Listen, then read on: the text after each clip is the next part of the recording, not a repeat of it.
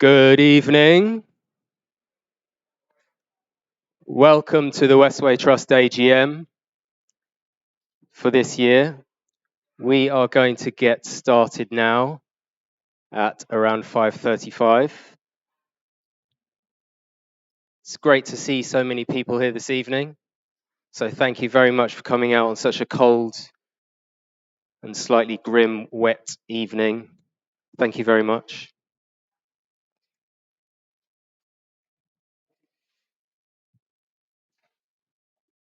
So our meeting this evening is going to follow a similar agenda to last year, where we will go through formal business to begin with. And then once we've completed that formal business, we'll go into an open meeting where we'll receive some questions that have already been sent in. I believe we've got around 10 questions that have been sent in by various community members and member organisations before we aim to bring things to a close around 8:30.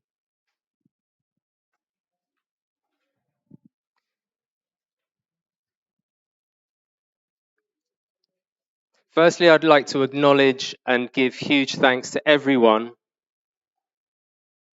who has engaged with the Westway Trust over the past year and indeed over the past 3 years of my term as chair. It's that engagement with people that is at the heart of transforming the trust. It can never and will never be done by a single person or even any small group of people. So huge thanks from myself and all of our board members and executives to everyone who has engaged with the trust over this past year and over this past 3 years. Thank you. We're now going to go into a 72-second silence for all those lives that have been lost and affected by the Grenfell Tower fire of June 2017.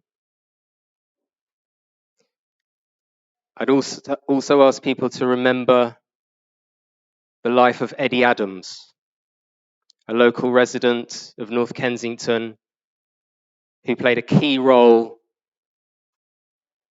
in trying to hold organisations like Westway Trust to account over many years and supporting this community from the grassroots. Thank you.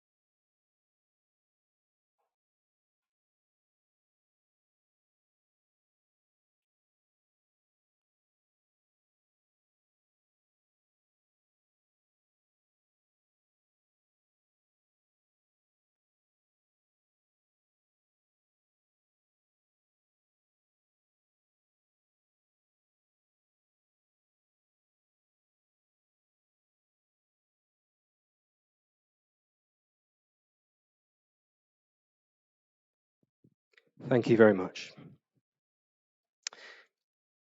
So to begin with the formal business, could we have any apologies for absence? Do we have any? Yes, we have Neve Graham, our trustee on the board, also Councillor Marwan Al Naji, Trustee, Martin Parker, our Head of HR and Governance, Mary White from Latimer Community Church, and Kathleen Lyons from Westway Community Transport. Thank you. On to the first item, which is for members to approve the minutes of the 2021 Annual General Meeting held on the 26th of January 2022. I'm aware that there's one correction being made in relation to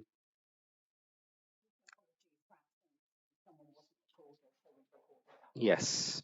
So an apologies of absence that wasn't currently actually recorded. Are there any other comments on those minutes or corrections that anybody would like to make? Yes, please.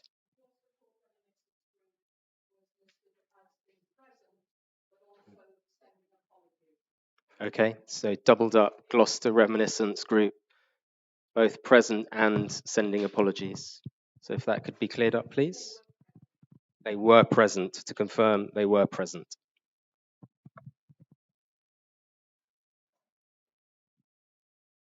Okay, thank you very much.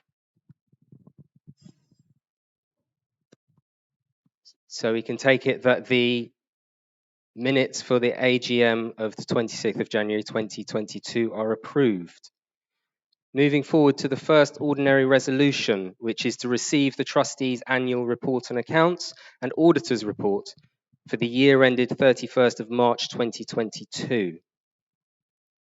We will watch a video as well.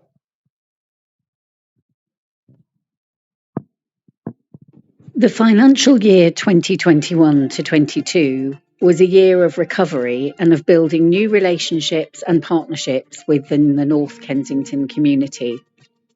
While the harshest of the COVID lockdowns were behind us, the majority of 21-22 was characterised by ever-changing social distancing guidelines, restrictions and closures, and this resulted in ongoing challenges for the charity, but also for our tenants across the 23-acre estate. As we came to terms with the publication of the Tutu Foundation's report into institutional racism at the Trust, we began to work on the implementation of each of the report's recommendations. We did this hand in hand with the Independent Community Advisory Group.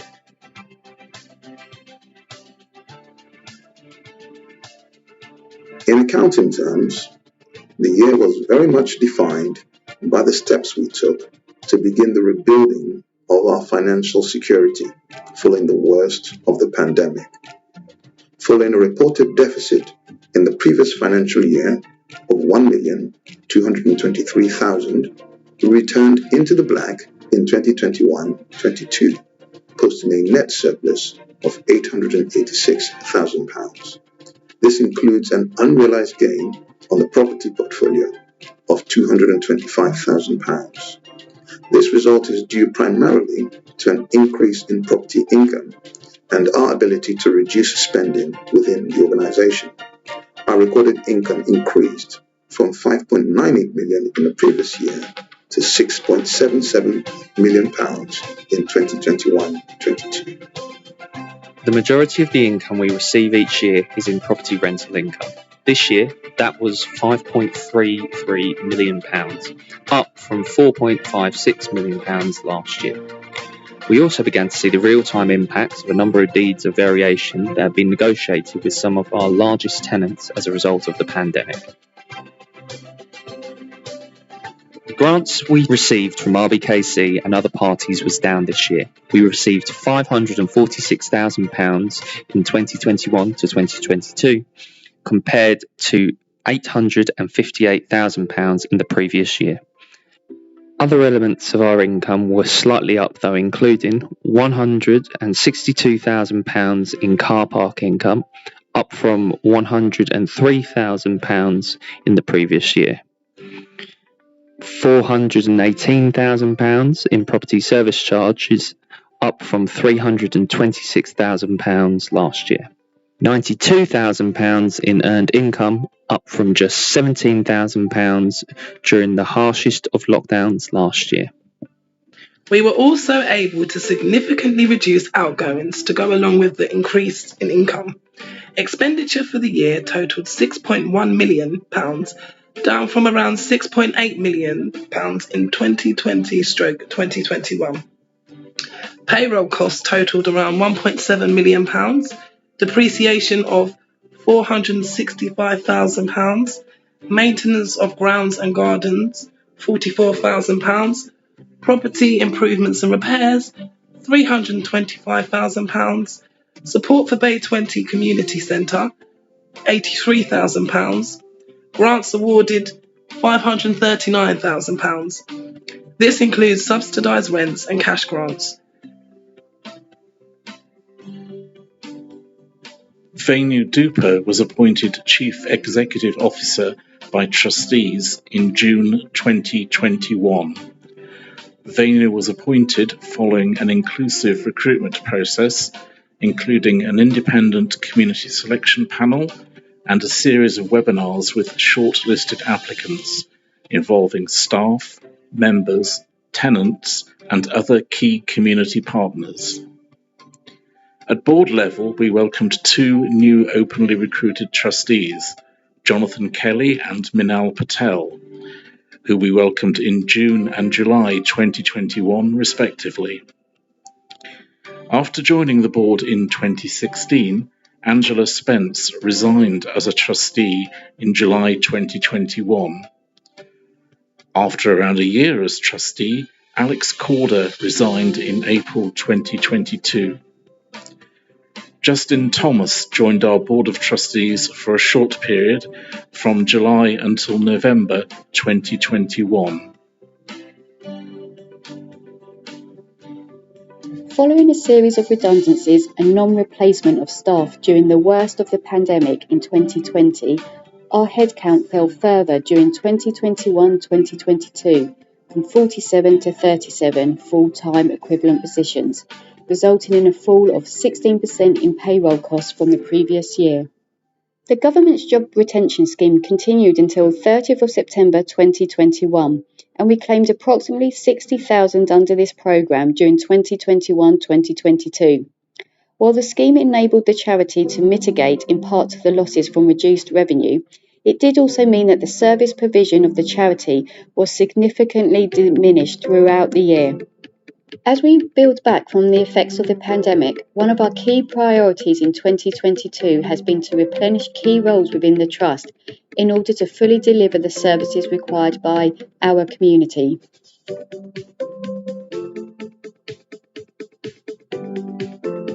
In December 2021, our trustees formally adopted our new Horizon Plan, a document setting out our strategic direction for the next 5 years. At the centre of the plan is our vision: happier, healthier and more prosperous communities. The plan sets out 5 key outcomes that we will work towards achieving. They are encouraging connectivity and understanding between communities and reducing the barriers to mutual engagement, increasing community and citizen participation, ensuring greater access to the land, environmental improvements and increased space for community use, encouraging access to the range of life chances and therefore opportunities to fulfil potential, ensuring a well-led workforce with an organisation that is structured for good performance and supports continuous improvement in staff wellbeing. In order to achieve these important outcomes, we've set out 65 unique work packages, and we've already made good progress on a number of these packages. Despite the financial challenges posed by the pandemic, we were able to distribute over £500,000 in grants this year. This includes over £250,000 in rent subsidies to our charitable tenants and £183,000 in direct cash grants, funding to 136 community groups and individuals. These grants include Emergency Response Fund, Grenfell Anniversary Fund, Fundraising Support Programme, Celebrations and Events Grants, a special one-off COVID relief grants programme for locally owned small businesses, sports bursaries delivered with our sports centre operator Everyone Active, Young Achievers Participatory Grant Making Pilot. As our educational programmes are largely externally funded, we're very happy to report that the majority of our learning programmes have continued to be delivered throughout the year, including with some new and inventive ways of delivering classes and courses online. In the year to April 2022, for example, we supported our network of local supplementary schools with over 1,000 students, attending around 140,000 hours of contact learning. We delivered over 1,500 hours through our pop-up nursery and creche, and we delivered over 2,000 hours of tuition to 184 adult learners. And we delivered 35 hours per week in community development, which includes 17.5 hours per week supporting the Irish traveller community in North Kensington through a range of programmes.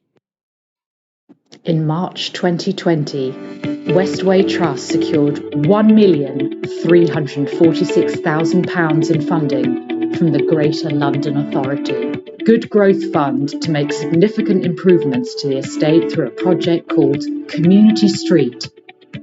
Whilst this may appear to be a large amount, particularly when enhanced by our own contribution, this sum, when distributed through the many projects that we would like to see across the estate, only touches the surface of investments required in the medium to long term.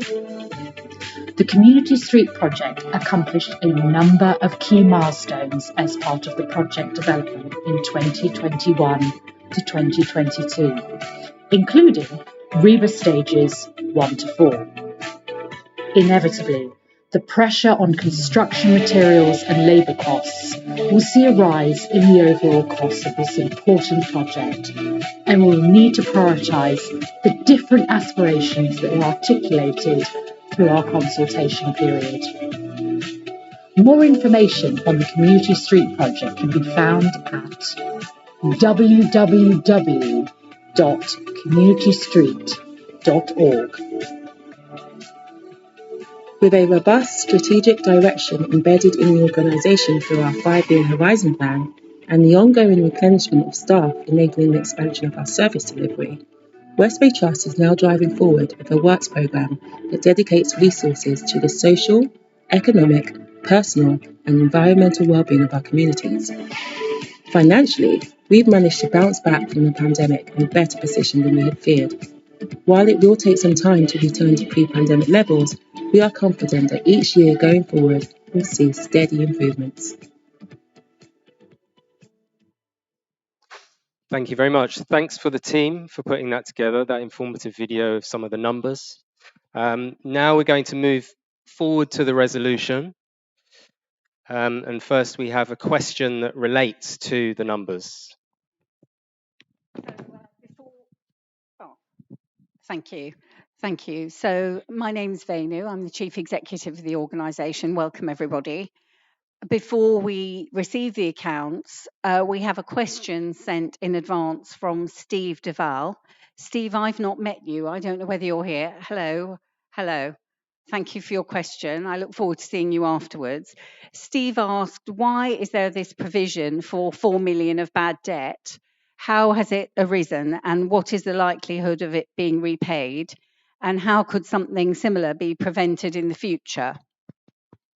So, Steve, the 4 million has come about because of the COVID pandemic and many of the traders on the estate getting into arrears with their rent. And where this happened, the trustees decided to make a bad debt provision in the accounts, which we're required to do by accounting law. We are planning thus far for the debt to be repaid in as much as possible. And we're taking recovery action through the services of a qualified debt recovery consultant and in consultation with our solicitors. And we're reviewing all those on a case-by-case basis. So thank you for your question. Thank you, Venu, and thanks for the question, Steve.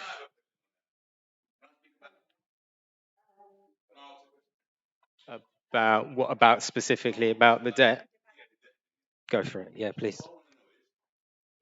Why is it that I know one person who got 3 months rent free, got 3 months rent free, and no one else will get it? That's what I want to know. So I know Gary got 3 months rent free, and I haven't heard anyone else get it. So many tenants did go for concessions. There was a concession. Yet that was a concession. The 3 months rent free period is a concession. No, it's not one getting it. So there was a panel that was put together, and everybody was invited to actually come forward and put in proposals to get that concession. Mm.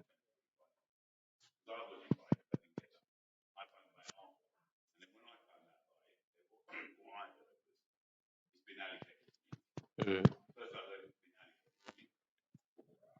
Yeah, first I heard it's been allocated, Yeah. and then I heard, oh, you had it, and then I heard there was a time span.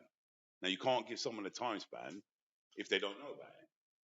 So what I want to know, what I'd like to know, is why is one getting it, and I haven't heard anyone else getting it? Because I believe if you're giving something to one, you should give it to all. I don't know how many people I don't know how many people who are tenants in here who got a rent-free period. I'd like to know that.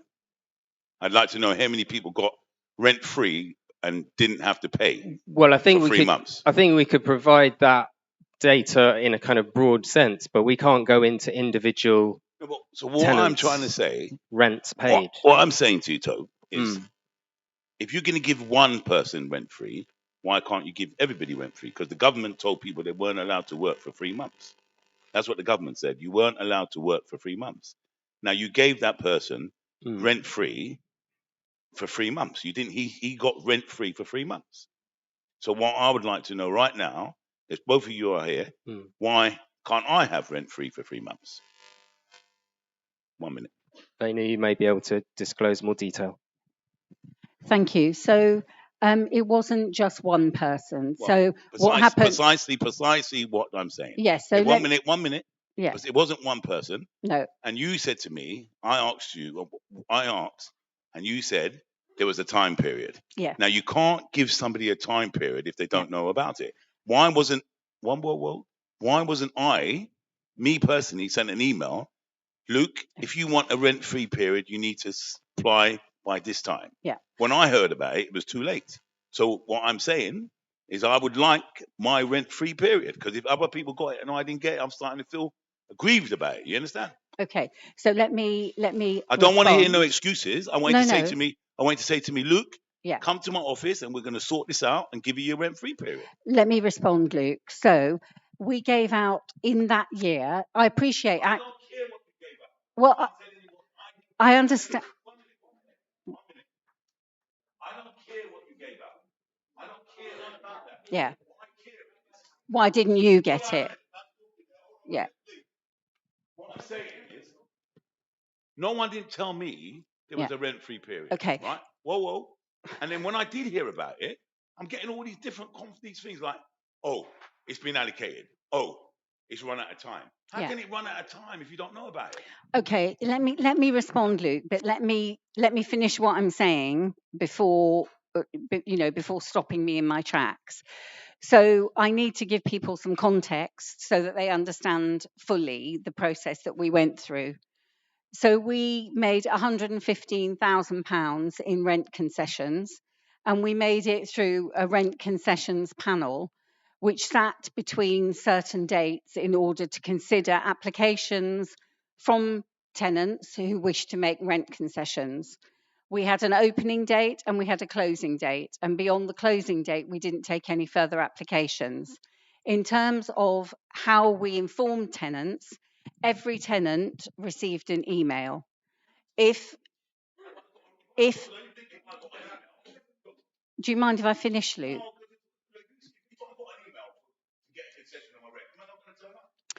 Every tenant, as far as I'm aware, every tenant. Fine. As far as I'm aware, every tenant received an email saying that they could make an application for rent concessions, and then those concessions were processed. Yeah. Well, most tenants will say to us how they prefer to be communicated to, and every tenant we have has an email contact address, and that's the address we use. I never got no thing. First time I know about it, when I'm talking to my friend, and he said to me, Can we take this away from this meeting and actually engage with Vainu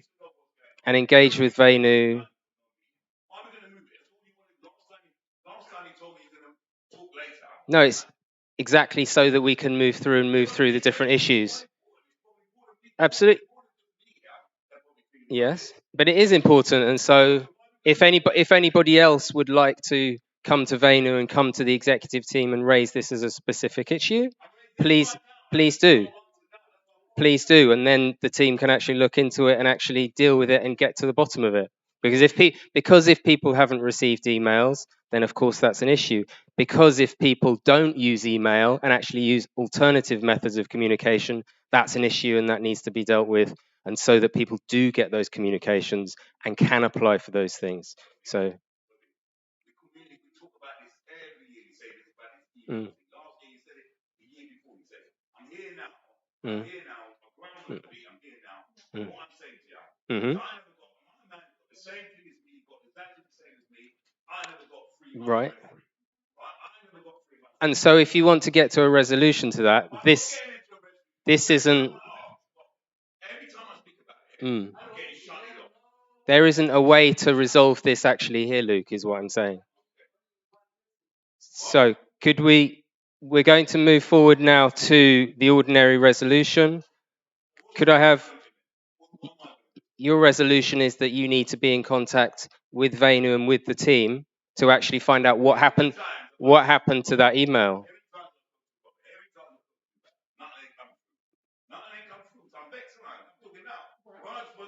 Well, in that case, you need to escalate it. Mm.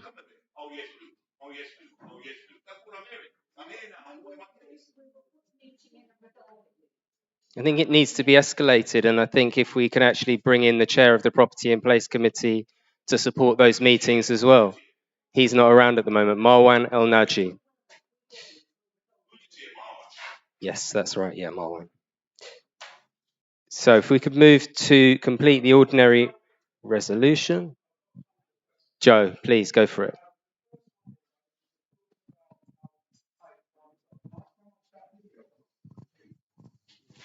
I'm not sure if we have the exact budget figure of. It was free. Zero.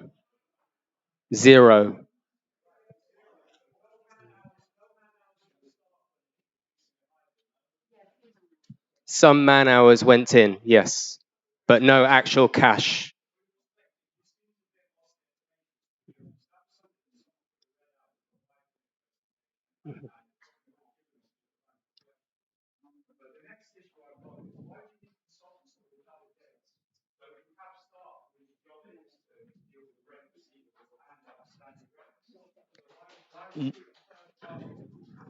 No, as far as I'm aware, we don't have debt recovery specialists on the team. You don't have anyone at all who deals with income. You don't have a finance officer.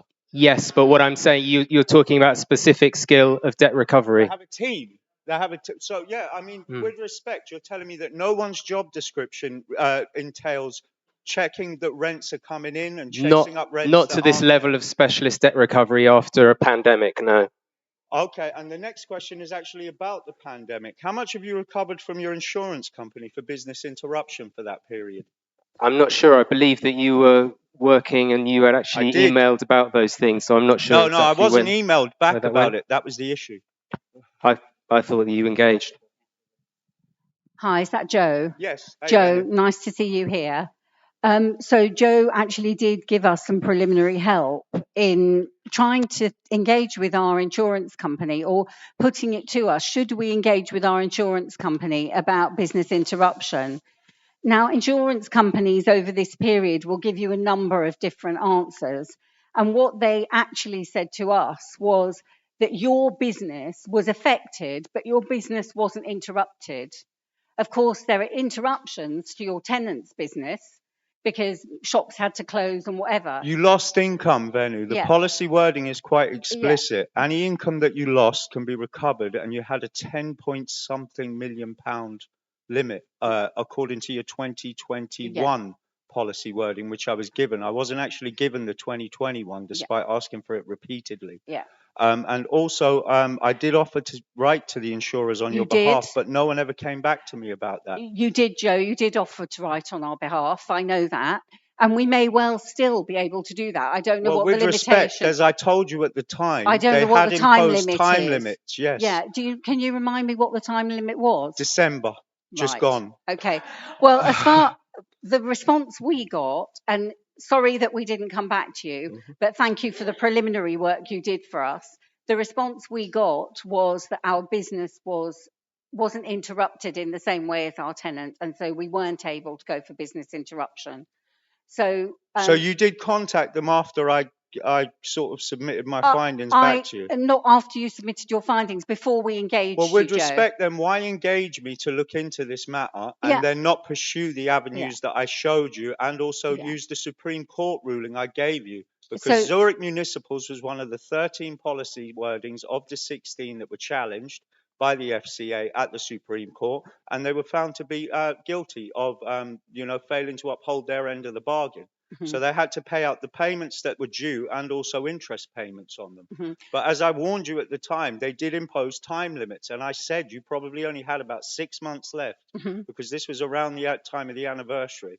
Now, you look at that, £10 million, that could pay for a hell of a lot of medical examinations in this area, given the fact that we have all got the fear now that we're going to be digging tumours out of our bodies in about 20 years' time because of that tower and because of the toxins that were leaked from it. Yeah. You know, that's just one project I can think of off the top of my head. There are lots of projects that can be funded. I'm just giving you the point is that none of them can they, but Rennie? Because you've let the money go. I'm giving you the answer to your question, which is when we contacted the insurance company, that's what they told us. Yeah, and then you commissioned me to look at it, and I told you to contact them again, and you're telling me that basically your organisation was negligent in that fact. You have a fiduciary duty to protect your assets and to ensure that you use your funds appropriately. I would consider that a gross negligence on behalf of the staff, I'm afraid. That's £10 million that you guys have potentially lost. I'm happy to note that accusation if you're making it formally. I am making it formally, okay, yes. Thank you. We'll note that accusation and we'll come back to you on it. Thank you.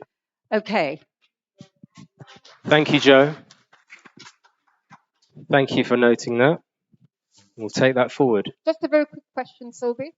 Other questions? I heard in the presentation a reference to a community advisory group, and it's in your report.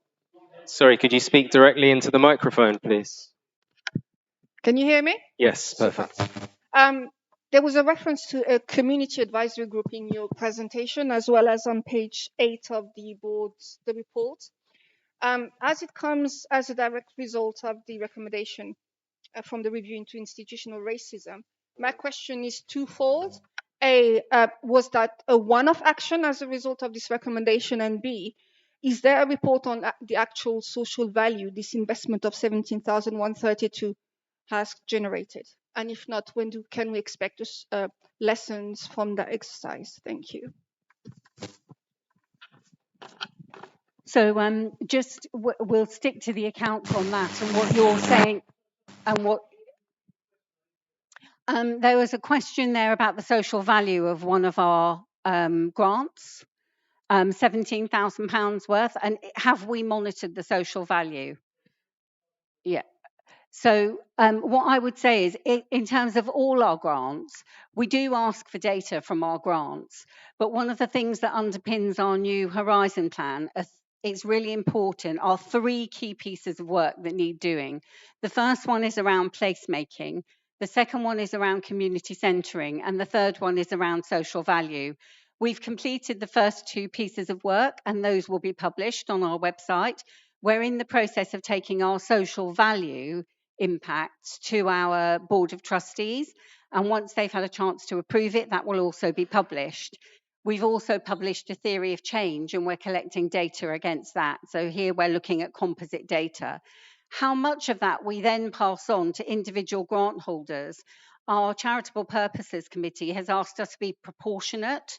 So we don't want to put huge amounts of data gathering onto people who have a relatively small amount awarded to them. So we have to be proportionate. And that process will also go through our Charitable Purposes Committee. Thank you, Venu. Yes.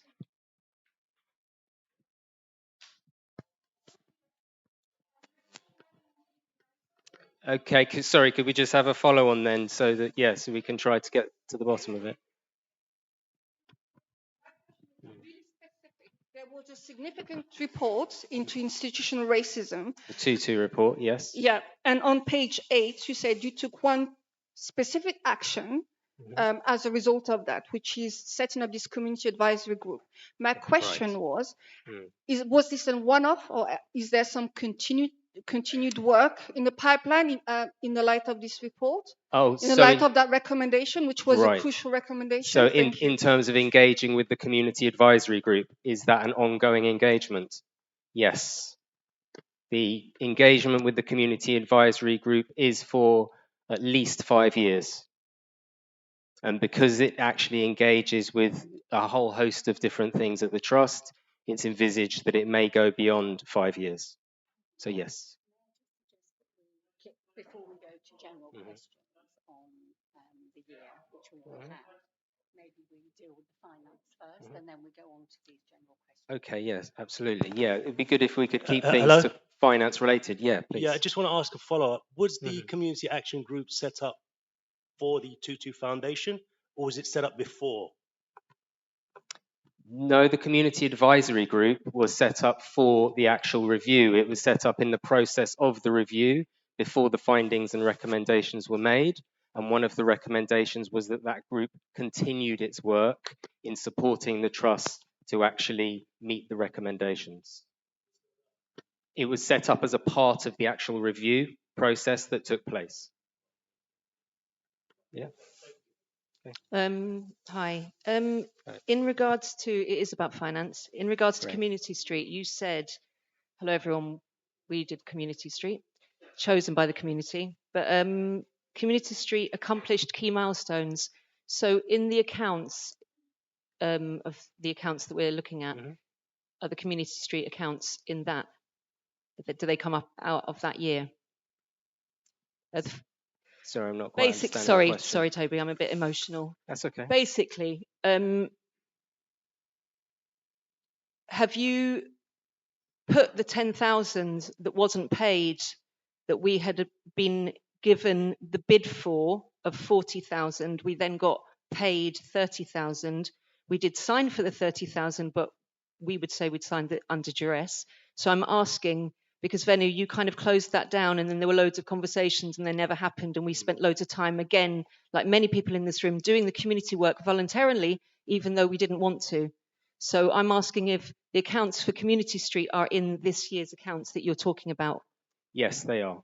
The accounts are in this year. For right, so that's Street. closed. Yes. Yeah? Okay, good to know. Thank you. Thank you. Joe, and then Emmanuel, you had a question? There we go. With regards to the apology you secured from the council for their role in the institutional racism that's been evident in the trust, what financial compensation are the council offering in order to correct that anomaly, given the significant cost that it's now posing to the charity itself? Yeah, thanks for that question. So the apology itself in a full council meeting of about 2 years ago now, was actually for the role they may have played in institutional racism. You can see that meeting still, I believe it's online. You can see that I had around 5 minutes to speak, and I make clear that it's really not enough time to remotely go into that issue. So that is still really to be determined with the council. There's still a lot of work that still needs to be done with the council to understand precisely their role in the Westway Trust over the past 45 years, and therefore their role in institutional racism. They appointed, technically speaking, they appointed half of the trustees, 7 out of 14, and then an independent chair. But it's believed by people like myself that the evidence is there that they actually did effectively control the trust. But obviously the work has to go in to actually find that evidence. So how many of those trustees were councillors? Well, at least 7, because they were council nominations. So the councillors, not council employees, councillors themselves. Well, they would be council nominations, but a council nomination isn't necessarily a councillor. That's why I asked how many were councillors on average. What, 3, 4? I can't tell you without having the information in front of me. I can't tell you that. Can I recommend that the solicitors you're getting for the rent recovery, instead of wasting that money there, why not sue them for officials' indemnity breaches? Because those councillors have acted inappropriately if they have not discharged their duty as trustees appropriately. So you can go after them that way. Any council employees who were there, you go under professional negligence because they've failed in both counts. How much did the Tutu report cost on its own? I mean, that money around 200,000. That should be coming back from them at the very least. As should any I kind do not of disagree assessment. at all. As should any kind of assessment or audit work that's undertaken in order to establish just the level of damage that they've caused. And also, you need to look at the role of current councillors who are on the board as well. And you need to secure indemnities for any decisions that they take. You need to ensure that those decisions are made in the best interests of the trust itself and not in the best interests of the council. And I would argue that there's a conflict of interest there, which would probably preclude them from actually serving as trustees. Yeah, I take on board all of that, and those are definitely things that have been in our conversations and in our minds around this issue. So absolutely, it's something that we are engaged with. So thanks, Joe.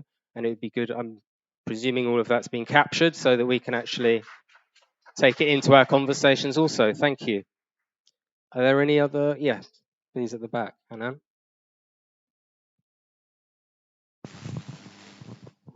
Sorry, my question's also about the Tutu institutional racist report. Was that aimed just at the one community in this area, the Caribbean community, or the Afro-Caribbean community? So when the review came about, it's fair to say that the people who brought it into being were overall from the African Caribbean community. It's those people whose experiences basically brought the review into being. But actually then it went into looking for testimony from people across the community. And some of those people were not from the African Caribbean community. If you read the report, you'll see the instances that are described in the report, and many of them do clearly refer to the African Caribbean community. So it's reasonable to say that the majority of the findings and recommendations are related to the treatment of the African Caribbean community, but not explicitly. Okay, sorry. So I just wanted to say African Caribbean. So I just wanted. Well, there are some. Well, I think the really important thing, first of all, is to read the reports and really engage with the actual evidence that came from all of the testimonies. I think somewhere in the region of 80 to 100 people gave testimony, and that is what is in the report. And as I say, the majority of that is in relation to the African Caribbean community. It's not that it can't be extrapolated out into other communities, but that is the largest section of the evidence that was given. Follow up with that. Yeah, please. So 200,000 was spent on a report. Yes. But the North African community, who's been here since the 50s, have also experienced institutional racism and disparity. One of the highest communities as well. How come they weren't considered? And also, when you talk about the advisory group, they weren't all Afro-Caribbeans that were on the advisory group. So there were some from other sectors in this community, North Africans as well were there. So what has been done since the findings from the institutional racist report, what has been done to include and also improve the culture and the relationship from this report? So I'm sure we see how many fouls. I'm Sam from Lancaster Voices, by the way. Hi. We've done 3 events in 10 days with the help of you lot as well, which we appreciate. Yeah, but you can see how much Moroccans are in the community and how much everyone came together on them 3 different occasions. So just bear that in mind. Thank you. Yeah, absolutely. It was brilliant to see. So there is a report on the table over here. There's a few good pieces of paper over there, and there's one which is an update on the review, and so that will detail some of the progress that's been made on the actual report and on the findings. But I couldn't agree more that there's more to be done in terms of actually engaging with more communities around these issues. I think the experience that I had certainly with that review was that it was really important to create a space that gave people confidence to engage with it and give their testimony. That in itself was a real challenge because there were lots of people in the community who just weren't willing to come forward until something like that, a process like that, was put into place. But the fact is, the reality is that there are also plenty of people across communities, including North African communities, who didn't really engage. And so there's an absolutely, sorry. and therefore, if I could finish, please.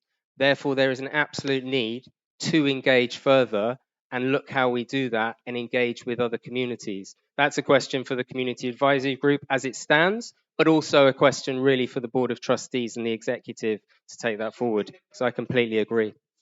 I completely agree. And the African Caribbean communities have been here since the 1940s and 50s. We've got Eritreans, we've got Ethiopian communities, 100%. All of this needs to be engaged with. Can I? Yes, and the Irish community. Can I ask a quick question? Just a quick question. Quick question regarding the Tutu Foundation report.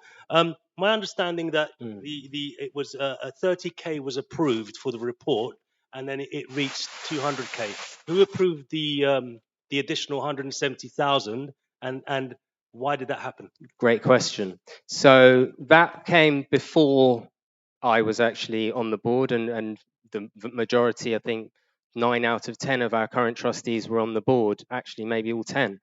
That did happen with the previous executive, and that is the reason why a review of the review was agreed by the board members, because that was one of the key points that the board wanted clarity on. How did it move from 30,000 up to 200,000?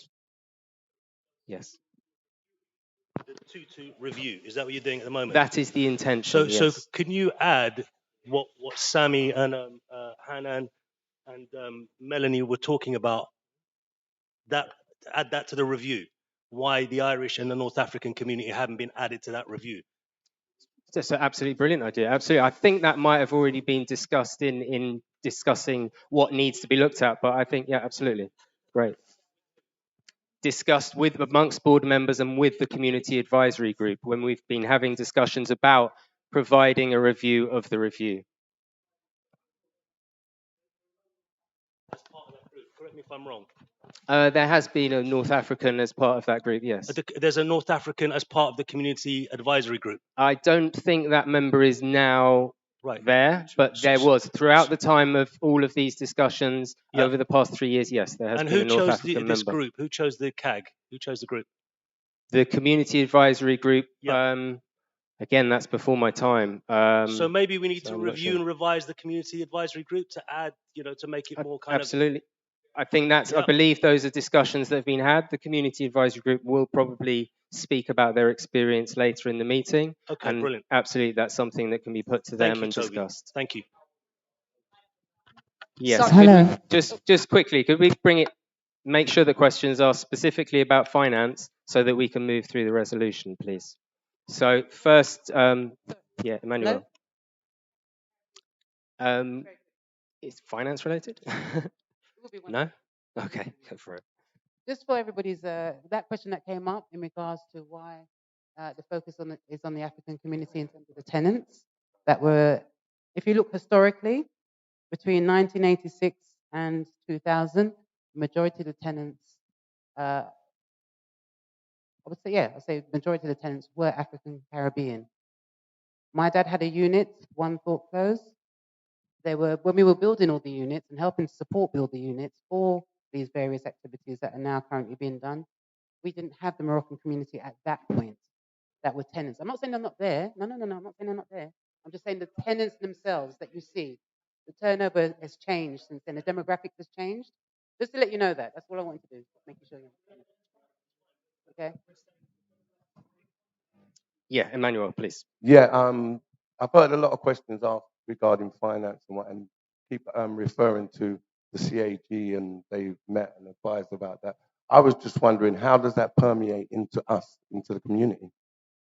how does the community advisory group permeate into the community? No, what you talk about and the finances and the decisions you make and the reports and everything what you talk about. Yeah. When people have asked a lot of questions, you say, "Oh, the CAG looked at this and looked at that." But how do we, as the community, get to see what has been said, what has been asked, and how does that permeate to us?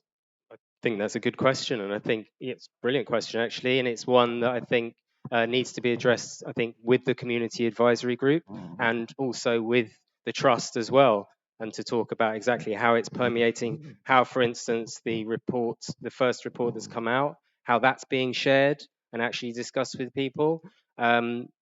There have been like some complexities with getting, for instance, the people who've given testimony, because technically speaking, Westway Trust cannot contact them. We're not allowed to contact them.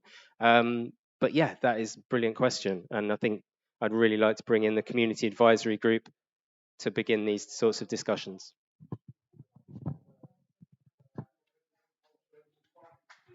It's, I don't disagree. I don't disagree. I would just question the practical steps to getting towards that is an issue that the entire world has. We are one race after all.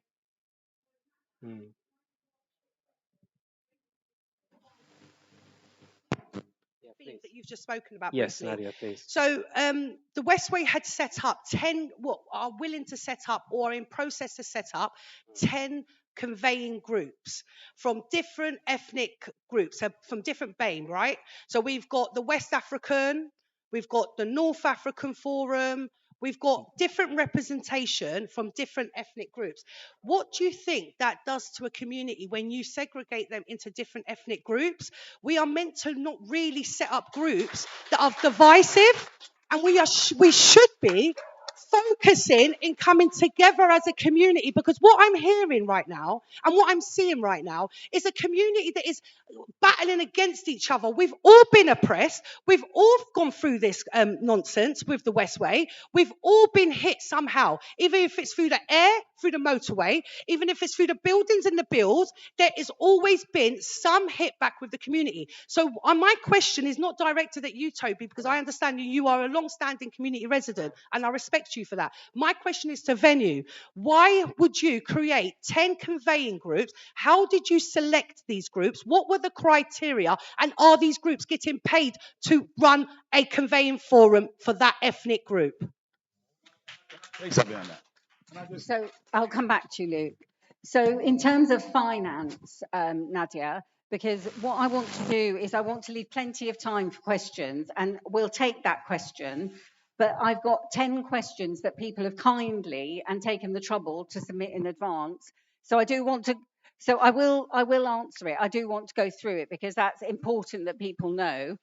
But I do want to bring us back firstly to finance.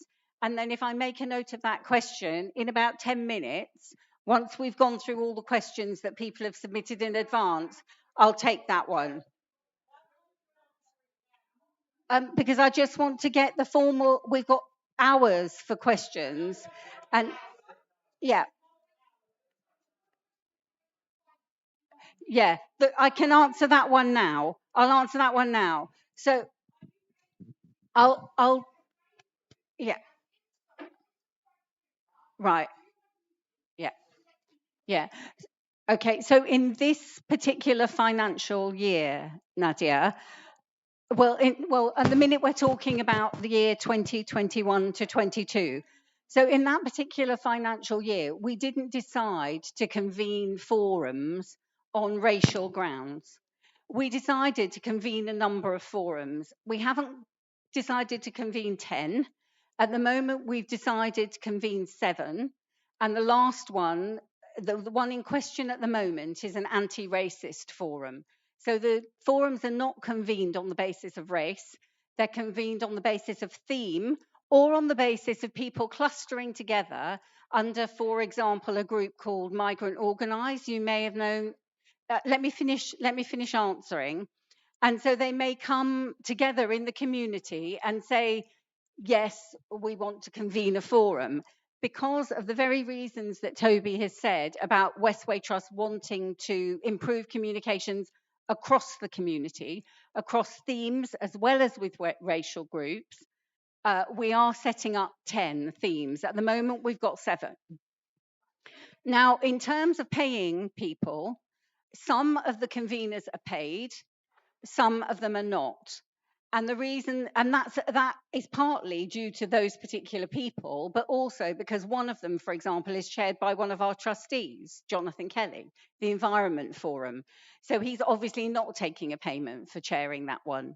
The others, what we did was we decided that on the basis of the hours spent, and we worked out the hours, this year, for the first year only, those people to initiate the forum would be paid. In future, as those forums grow, the forums themselves will elect the chair of those forums to engage with us, and the forums can decide about, do they want to pay the chair? Does the chair want to be paid or not be paid? Yeah. What the criteria are for electing the chair. But we wanted to initiate the forums for the very reasons that you've outlined. So you mentioned that you were theming. So my understanding is that you've got a North African forum, right? You've got no? Sorry, so the forum that you're talking about is the forum that is for the former groups that came together to help migrants. So you may know the former group called Migrant Organised that had an umbrella organisation in number 2 Thorpe Close. Venue. Yeah. We had a meeting with 15 of us around the table. Yeah. And we were all very clear, because I think some people put their hands up if they were at that meeting, please. Because we were very clear when we asked you about the Moroccan Forum. You had said... Oh, yeah, the Moroccan Forum. Yes. Yes. The Moroccan Forum. So I thought you were talking about another forum. And Venue, what I'm going back on is that you are theming it around ethnic groups. Right. So you can't say these are themes, because Moroccan Forum is not a theme, right? 2 of them, there are 2 of them around race groups, the others around themes. And sorry, I thought you were referring to the Migrant Organised Forum. No, I've never mentioned Migrant You were Organised. talking about the Moroccan Forum. All the forums. You've even got an East African forum, if I'm not wrong. So the North, well, perhaps Didier can say, because Didier is here, but it's not themed by race. It's themed by a group of organisations that are coming together to help migrants from particular parts of the world. No, that's great. Thank you. Could somebody ask Didier to? Yeah, no. To talk about his forum. Yeah, absolutely. Yeah? We'll come to him in a moment. So what we're saying here is you've got a North African forum, Moroccan forum, that the Moroccan community had no understanding about or knew about. And we want to know how you selected this representation of this community, and to tell us, the Moroccan community, who came to meet with you and had spoken, discussed this with you, we should join a forum that none of us were aware of. So what we asked of you, Venue, is for you to scrap that forum and to put an expression of interest like other organisations do, and go through a transparent process so then people feel represented. And I think, Nadia, I think what I've committed to you outside of this meeting, I think it was around the edges of the Moroccan football celebrations, is please come to that group. If we decide it should be scrapped because you are part of it, because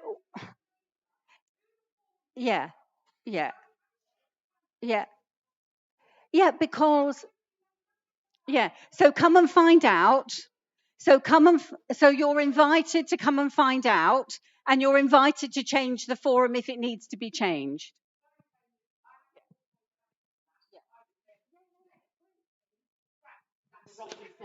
Because you guys made a mistake in choosing people who say that they represent the Moroccan community, but actually we don't know them. They don't represent us.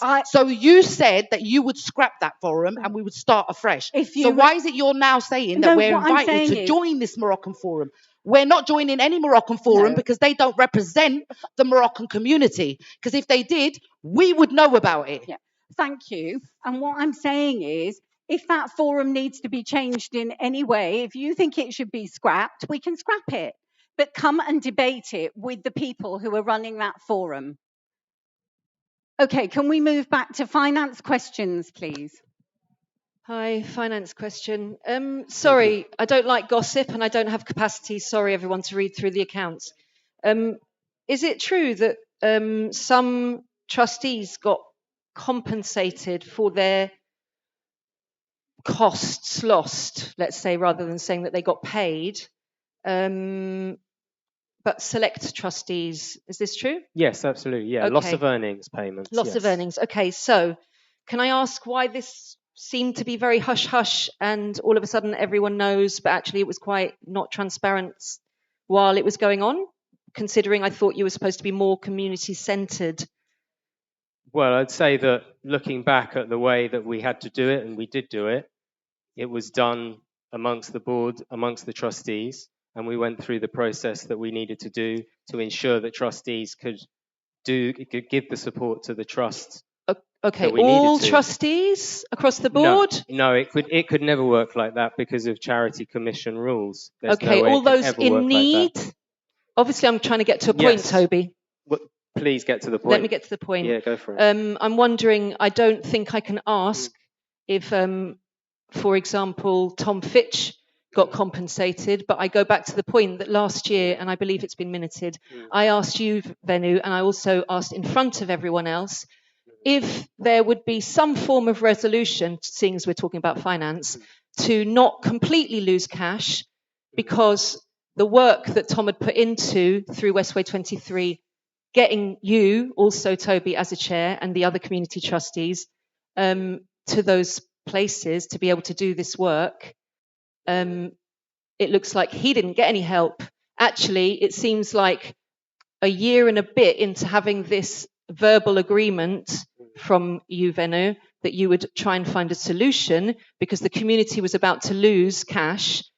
May I remind everyone that cash set up every Grenfell project fund. Yeah, and if anyone thinks that he got paid loads of money from that, I'm sure he didn't, because it was council, and we know that they don't pay grassroots people. Also like, and let me just finish because there's quite a few questions there, also like Community Street, being selected by a group of community members who spent their time selecting professionally presentations. Community Street was made up of 3 local people and 2 non, okay, of whom 3 were women, 2 of brown skin, 1 white working class.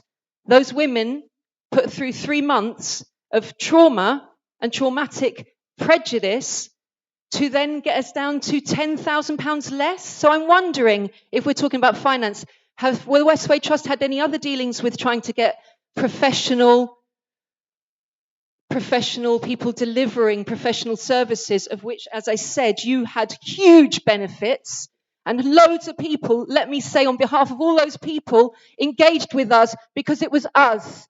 And you benefited off that, and you have done what you want since, and you have not communicated. You have not told all those people that did engage with us what's going on. And let me just say this really quickly, Brian, I'm on a rant. Sorry, everyone. Tom Fitch was the white privileged man who called out something. As far as I'm concerned, I am now going to put myself on the spot. You put up flags. You put up flags. And in the flags, you put up rainbow flags. I'm sorry. There is trauma in this area. There is ancestral trauma, and that is white privilege. I'm sorry I'm calling it out, and I will say it because I've got my skin colour, so I see it as well. How dare you? And then Tom gets persecuted, and a woman of colour gets put on the spot, and suddenly he's a demon. And suddenly, I don't know, sorry everyone making this personal, the timings, and suddenly he's evicted. And then suddenly, the amateur, sorry that the other amateur, there's one amateur here, I'm another amateur, removal person. Yeah, why didn't you pay us, Venu? You could have paid us 10 grand to do the removal for Tom Fitch and we would have been evens. Your books are dodgy, and so is your behaviour. And I know too much, and I'm sorry, everyone, because we do have history. And I was one of the people that worked for 5 years along with other people in Westway 23. And their name, some people liked them, some people didn't. But let me just say we worked very hard, every week sitting around a table. And do you know what? Someone's got a really good phrase, and it describes everything for me. You have your friends sitting in front of you and you have your enemies sitting in front of you and your friends behind you. I will not let it go that you absolutely put cash into the ground. Because Mark Lockhart of the old group, you know, the old brigade that were the devils, he sat around a table with me and Tom and found a solution. You didn't. You didn't. There is. Thank you. Just add to that phrase. Thank you very much. Can I just add to that phrase? Th- Sorry, can I add to that please. phrase? You have your enemies in front of you and your friends behind you, but who are the ones that stab you in the back? Thank you. Indeed. So, I would say that there are questions in there.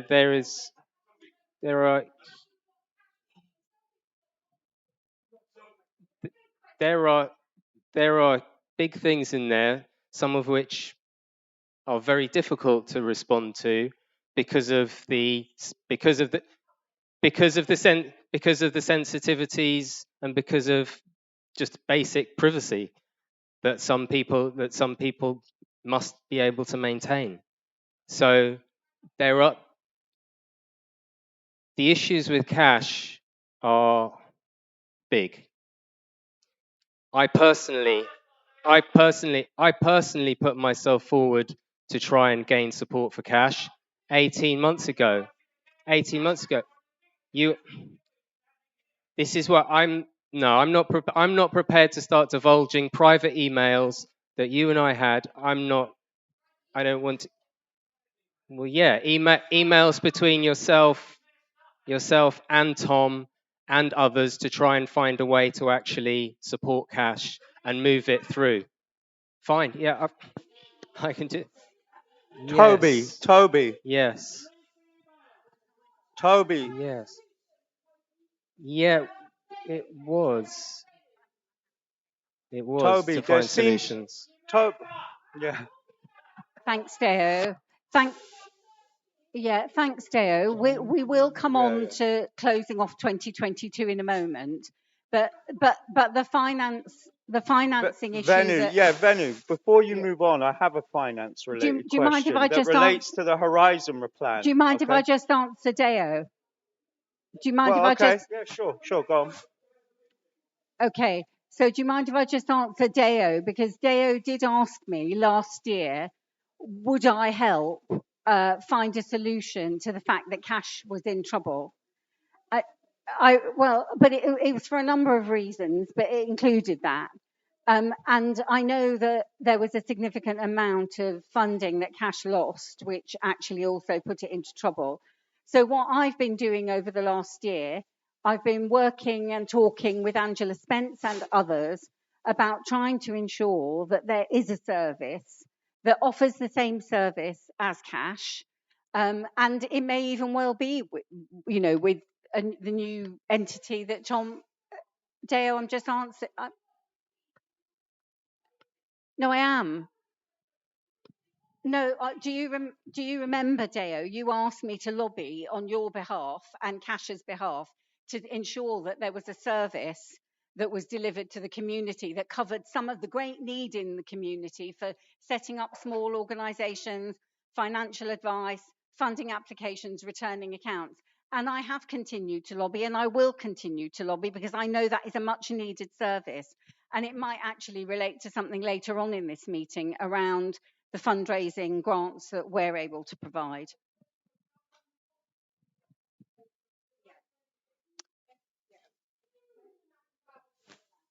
Because that was the advice that we took on. We got a consultant and we got solicitors to come in to support the application to the Charity Commission. And there were some trustees that did not. There were some trustees that did not put themselves forward. Your Horizon plan, it says here that you ensure a well-led workforce within an organisation that is structured for good performance and supports continuous improvement and staff well-being. Can you honestly, hand on heart, say that you have that at the moment? No, because it's an aim, it's a journey. It's an aim, it's a journey. How far are you along on this aim? How much, in rough terms, how much percent would you say you've improved since this time last year or the year before that? What level of improvement are we talking about year on year here? How many Again, vacancies does I'd Westway currently have to have? go back into things like the investors in people report. I'd have to go through minutes. I'd have to go through staff Toby, surveys. how long have you been chair? Come up with that. How long have you been chair? Around 3 years. Right. How much has it improved in that time? How much has it improved? Yeah. Staff, It's, like I said, just this wow, what a one point, question. ensure a well-led workforce within an organisation that is structured for good performance and supports continuous improvement and staff well-being. Well, it's not a straightforward question when you've just gotten through a global pandemic. So we haven't just gotten through a global pandemic. That was 2020. It's 2023 now. No, we're just moving through that, and we're just getting through into a recovery You're just moving stage. through 2020 now. No, we're just is there getting time into a dilation recovery. in this room? We're So getting is it moving into a slower recovery up there? stage. Those things are still having an impact. They have an ongoing impact. It doesn't No, just with stop. respect, You don't Toby. just get things like that stopping, and then that's it. No, Everything's but fine. no, but you have don't a get them recovery stopping. period. But you're not going to suddenly get an immediate improvement either, are you? It's not No, going to you go have from a being recovery appallingly period. bad to perfectly good Yeah. in one step, is it? No, So no, it's please outline the steps that you've what steps have been achieved so far So in I attaining would do that that goal. if that was a finance question. I would try to respond, but that's what we're trying to go through first. We need to go through this resolution first, and then we can get back into these important questions. So, could we have a proposer for the ordinary resolution to receive the trustees' annual report and accounts?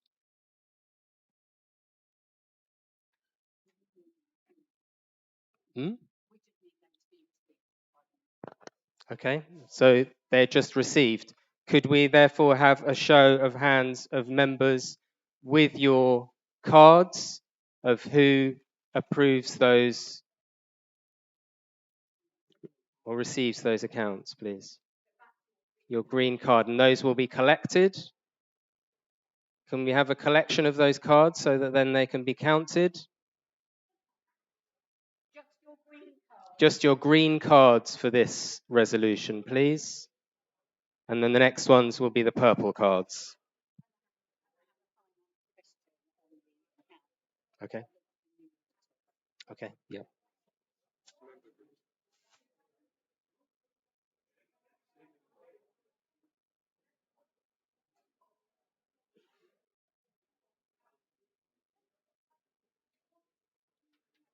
Okay, at the back.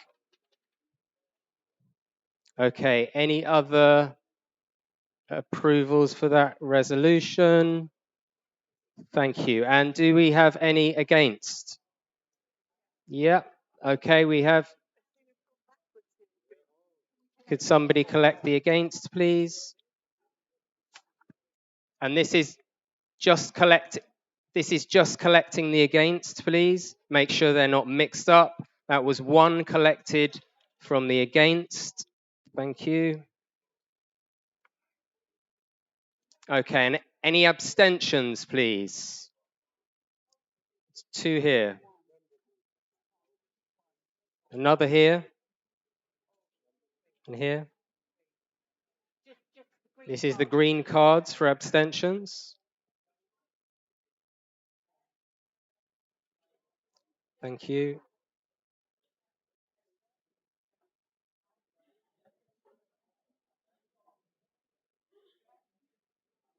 Thank you very much.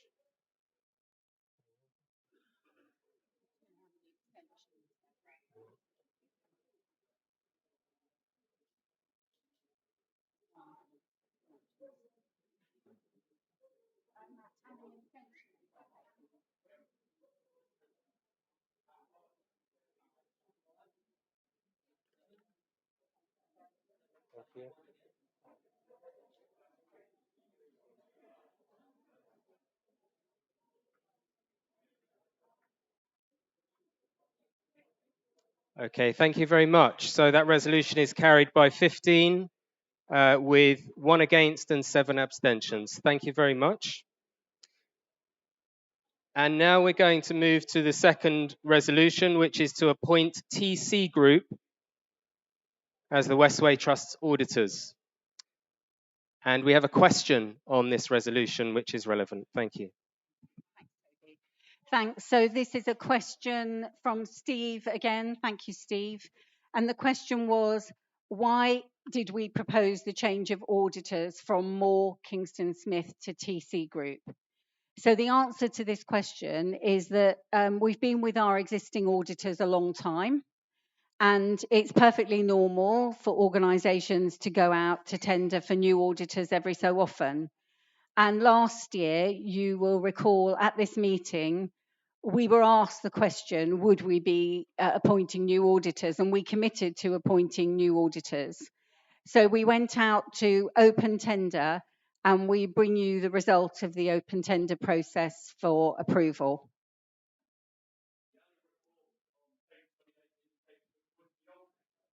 No, we're not. We're not appointing.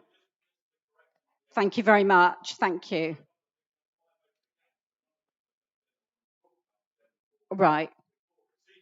Okay. Okay.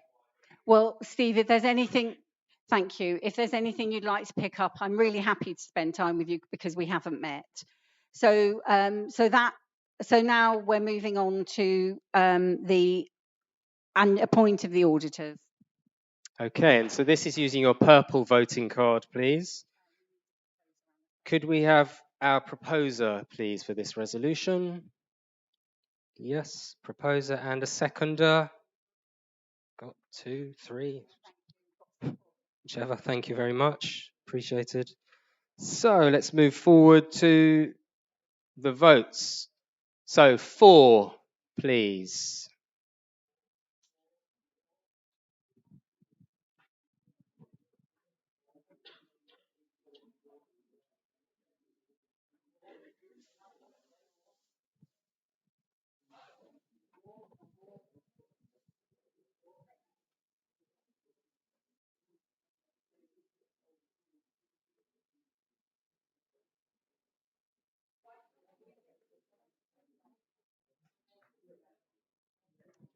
Thank you. And now could we have purple cards raised against, please?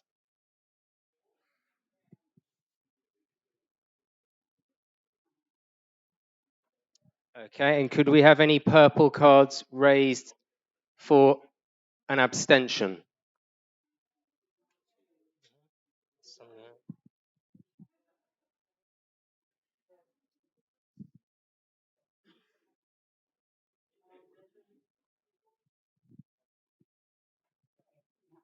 Okay, we'll just count those up. Thank you.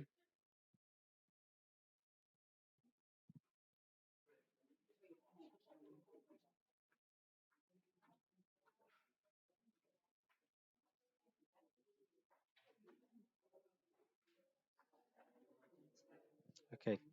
Okay, so that is carried with 19 for, none against, and 3 abstentions. Thank you very much, everyone, for putting those resolutions through. And now on to any other business formally notified in advance, which we haven't had any. And so that's the end of our formal business. And now we will move into the updates from myself and from our committees, and then we will go into continuing questions and answers from board, executive, and yourselves.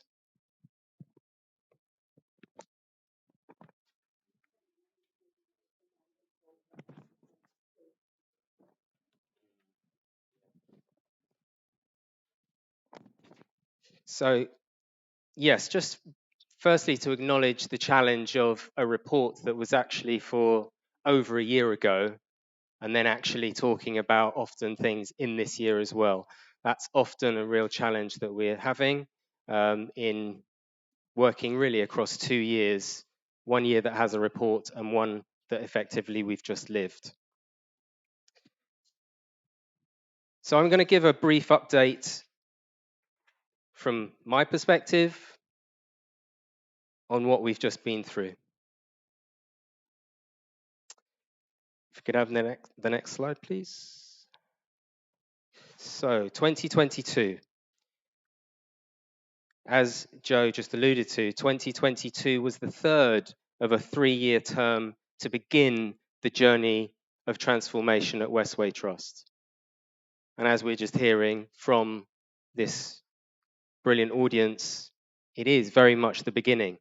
There is so much more to do. We've only just opened the door and begun this journey. We are continuing to move through the existential threat of COVID-19. At the board, we were having serious conversations about Westway Trust failing. It is a landlord, effectively, and it was facing zero income. We are now moving through that and beginning to see the signs of recovery, but we all know that that's going to be a long process, and we know there are so many organizations out there who only now are beginning to go into programs of recovery. Westway does continue to make varying degrees of progress in that transformation. It's made up of engagements with hundreds of people with different experiences, and we need to continue that. Next slide, please. As a reminder, this was the vision. This was the issue that people had identified through the campaign, that effectively the community for around 50 years had been kept completely outside of this organisation, or nearly completely. Where community members were inside the organisation, even there they were held at arm's length in minority positions. And so the vision is to move from a space where the community is on the outside, receiving resources as decided by others, and where non-community expertise really does take precedence, whether that's commercial expertise, financial expertise, legal expertise, to a position where the community is on the inside, where the community holds various positions across the trust, at board, in co-optees, on panels, in groups, on forums, as tenants, and can begin to make those decisions ourselves. And where our expertise, our lived experience is valued, which equally is a journey. It's something that many organizations now are trying to grapple with, how we actually do that. Next slide, please. So the work has obviously, number one, has been surviving COVID-19. It's been enormous. We all know this. We've lived through it. We've experienced the losses. And we're now hopefully starting to recover. We've established a new board, and we need to move on to establishing new board members. We've brought in new recruitment processes that have involved communities. We've seen big executive team changes. As the video earlier showed, there's been an enormous change in the staffing, with significant members of staff leaving, and we're now starting to see new staff come on. That is the ongoing rebuild. We're seeing new co-optees. There's so much opportunity for people to be around this organisation and to be in the committees and to be having our voices heard and to be involved and to be a genuine conduit between our communities and the trust. As I said at the beginning, it's never going to be done by one person or a small group of people. And we're trying to grow these opportunities in these spaces that people can actually get in and begin understanding everything that goes on in this organisation. That also includes forums, working groups, steering groups, and panels. We've touched upon maybe one or two of those this evening so far. Implementing the recommendations of the Institutional Racism Review, again, an ongoing piece of work. We continue. Next slide, please.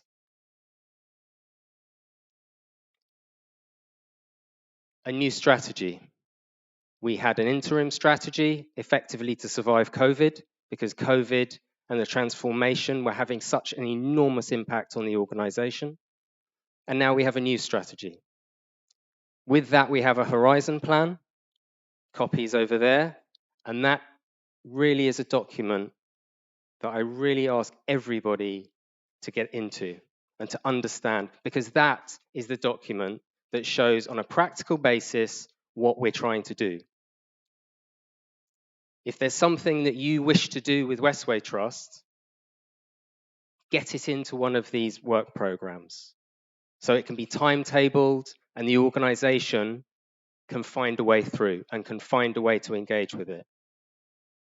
That is the key document for this organization right now that takes us from strategy through to practice. We've done a grants review because we identified that whilst the Westway Trust was giving out good grants, it was giving out a lot of money, we didn't feel it was quite doing it in the right way. We felt there were other ways that this organization could be supporting the community with grants. Other processes that we could be using, other people who could be receiving those grants, individuals. This was sometimes a completely different way of doing things, and it's really challenging for many people in the sector. People are not used to giving grants to individuals in many cases, but we think that they're worthwhile. We think that those are important things to support this community with. An estate plan, because for how long have people been confused about what is what on this estate? Who owns what? Who owns the sports centre?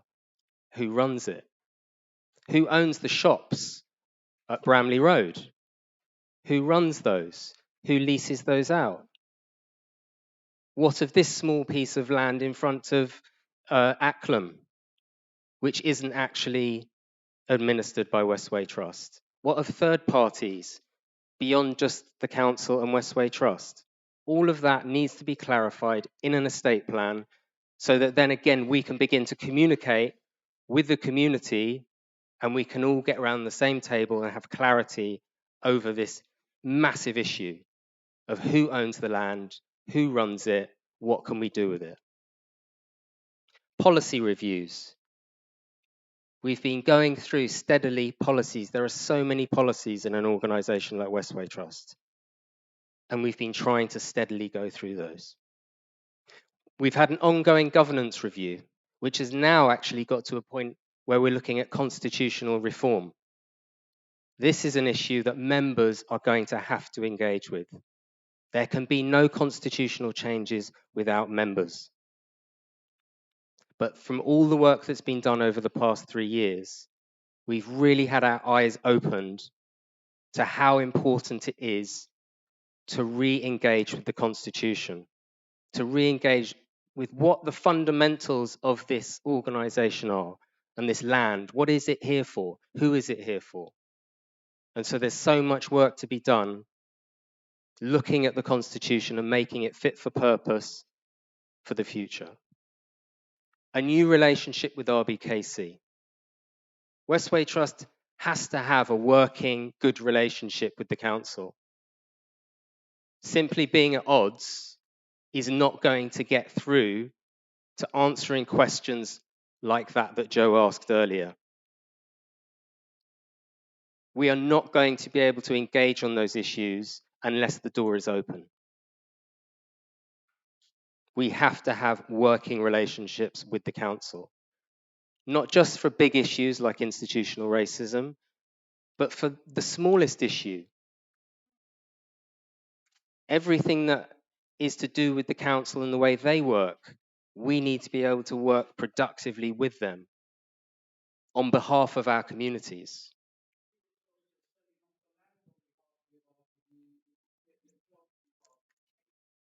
I'm not sure where that where that has come from, this idea of selling off the land. In fact, we're trying to engage with RBKC and with Transport for London to extend the lease. The lease is currently on 78 years. Our aim is to extend it. My personal view is that it should be extended to 1,000 years, but that might be unusual. But that's our aim. We're aiming to extend it to at least 200 years and beyond.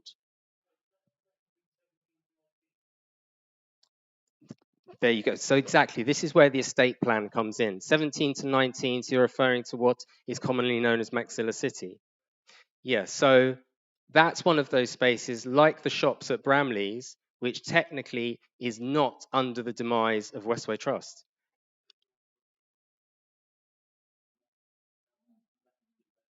Yeah, absolutely. So those, again, those sorts of conversations where we can potentially go into conversations with RBKC about those pockets of land that are not under the Westway Trust demise and why we as a community can argue actually they should be.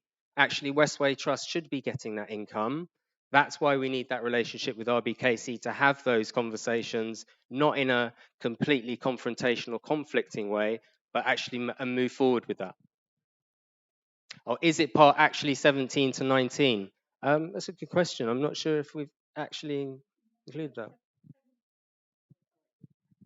So we haven't put 17 to 19 on the table yet, and trustees will have to decide which bits of the land that isn't under the Westway Trust would we wish to talk to the council about.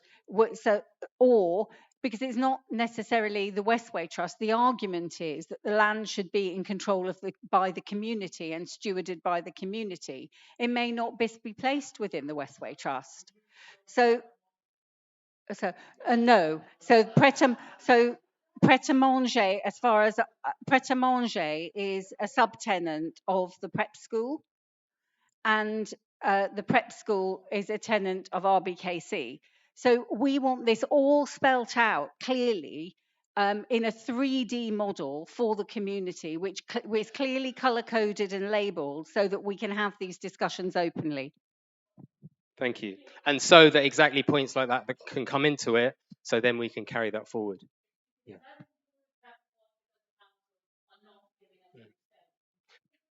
Really? Okay.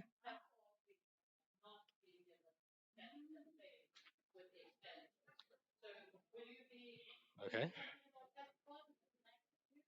Well, I think we've made clear throughout any time that we've met and any time that I've met Howard that Pepper Pot has to have the complete support of Westway Trust to, yeah. Okay.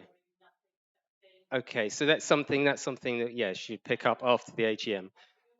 But yes, but precisely. So looking at things like that, so that, for instance, should that land actually be administered by Westway Trust, so that it's with the community. Sorry, madam. Yes. So the beginnings of that happen with the estate. Well, we're looking in different ways. So currently it's RBKC land. And so the way we're looking at it at the moment is making sure that we're giving Pepper Pot the support they need, and we'll advocate for Pepper Pot remaining and getting a good lease and continuing. That's the way we're doing it now. But the longer term is what has come up from what Faisal said, which is where the estate plan comes in. We need to be clear on who owns what and exactly what is what, so that we can think, actually, that's not right that that's RBKC. That should be Westway Trust. Yeah. No, it's owned by TfL. It's TfL, yeah. Yeah. Mm. Mm. Mm. Mm. Okay. So I know this is an important issue, and so it's an important issue, but we need to take that outside the AGM so that we can support those conversations and get what's needed. So we'll take that forward. So could we move forward to, yeah, so obviously there are also ongoing improvements to the estate. The time that all of this takes is obviously all based on time and energy committed. And that's where, again, that's why I'm so thankful to see everybody who's here. This kind of engagement is exactly what will drive transformation. We need people who are, excuse me? We need, yeah, we need people in here doing these things through all of these meetings, committees, away days, negotiations. We've done 3 times the number of, I'm just really needing to give an outline of this because anybody who's thinking, for instance, of becoming a co-optee, becoming a board member, and we need capacity in this organization to continue this transformation, you need to know seriously what it takes in terms of time commitment and what we're trying to do to support that. We have done 3 times the number of ordinary board meetings in the past 3 years. We have done 9 years of work in 3 years. Twice the number of ordinary committees, and we're still doing more committees and more board meetings than usual. We have all of these new forums coming in. We have steering groups, all of these things that trustees, co-optees are expected and really must engage with. It is a significant commitment that people are having to put in at this time. And all of this is, as I say, the focus on moving things from a situation of keeping community outside to bringing community inside. Next slide, please. And of course, the challenges. We know challenges remain. We've heard some of them this evening. Working with the details of individual relationships, not just this overarching strategy, but actually getting into the individual day-to-day working relationships. And that is where significant impacts of histories and traumas come into play. All of the things that this community is dealing with every day and has been dealing with for so long, including people like myself who've grown up right in the pathway of this motorway. We're all dealing with those things and have to make it work with this organization. And of course, the issues, and this is a really big one, the issues that we are currently just outside of our understanding. They're outside of our understanding, our skill, our expertise, or frankly, capacity levels. When we're talking about going into things like the institutional racism review, some of those things are in a completely different space from where our understanding as staff members or trustees are. So having to go into these processes, huge processes of learning and understanding to move us forward together. This is again where the forums come in, and I completely appreciate everything that's been said here this evening on that. But this is why those forums are critical. They will be critical to the ongoing transformation. We need to be able to talk. We need to be able to be in good, positive, safe spaces where we can talk very, very difficult things through. And then there's just capacity. You heard earlier about the sheer level of staff that this organization lost. Basic people power. In many instances, much like the land and much like the usable space, it just isn't even there. And that's where we need to constantly work on our capacity levels, and have been. We also have issues of a statutory nature. We may hear things, as we've heard, I think, from people about things like homelessness, things like misuse of drugs or alcohol. Those are things that Westway Trust is not equipped or qualified to cope with. But there are agencies that should be dealing with that. Sometimes should be dealing with it better. It might be the council. Again, how are we advocating and working with those agencies? But that can provide a huge challenge to this organization. Long-term issues being addressed for the first time comes back to things like institutional racism and traumas. And again, 50 years of history. That's what we're up here dealing with. 3 years so far of dealing with that. And we need to keep it going. The next slide, please. Finally, the direction of travel.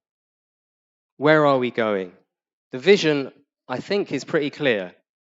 We're trying to bring more people closer to the trust so that really this is about our communities. It is about those forums and those groups. It is about us speaking with each other. It doesn't have to be me up here. It doesn't have to be other trustees, but it has to be amongst us. We have to keep on generating that. We have to keep on moving that forward. We've started it. That's what we've done. Myself and others campaigned for 4 years to start this journey. Some of us didn't really wish to be here. We didn't foresee ourselves being here, but we are here. We did do this, and people need to start picking it up and moving it forward. Thank you. Positive and constructive energy is needed.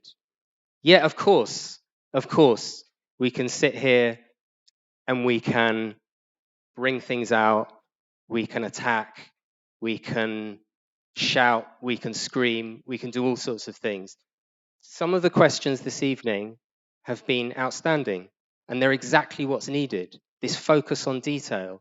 Some of the support from people in this audience is outstanding, and that is what we need to continue, because we are seeing change happening all around us. We're seeing inequities increase, but we are also seeing change. We are seeing organizations and institutions face up to things that I wasn't sure was possible 10 years ago. Doors are open now to people from marginalized communities that were never open before. Not just here in the Westway Trust, but in other institutions, in other organizations. People are making efforts. How we recognize those, where we choose to be pragmatic and where we choose not to be, they're going to be key themes over the coming 5 to 10 years of who is going to step into these spaces and continue. Who's going to step up to be the next chair? Who's going to take that on? Who's going to live with it and try? The door is open. And that's it. The door is open. We are here, we've started, and I hope to see more people engaging and taking it forward and learning more about what's going on here and how this transformation is taking place. Thank you very much for being here this evening.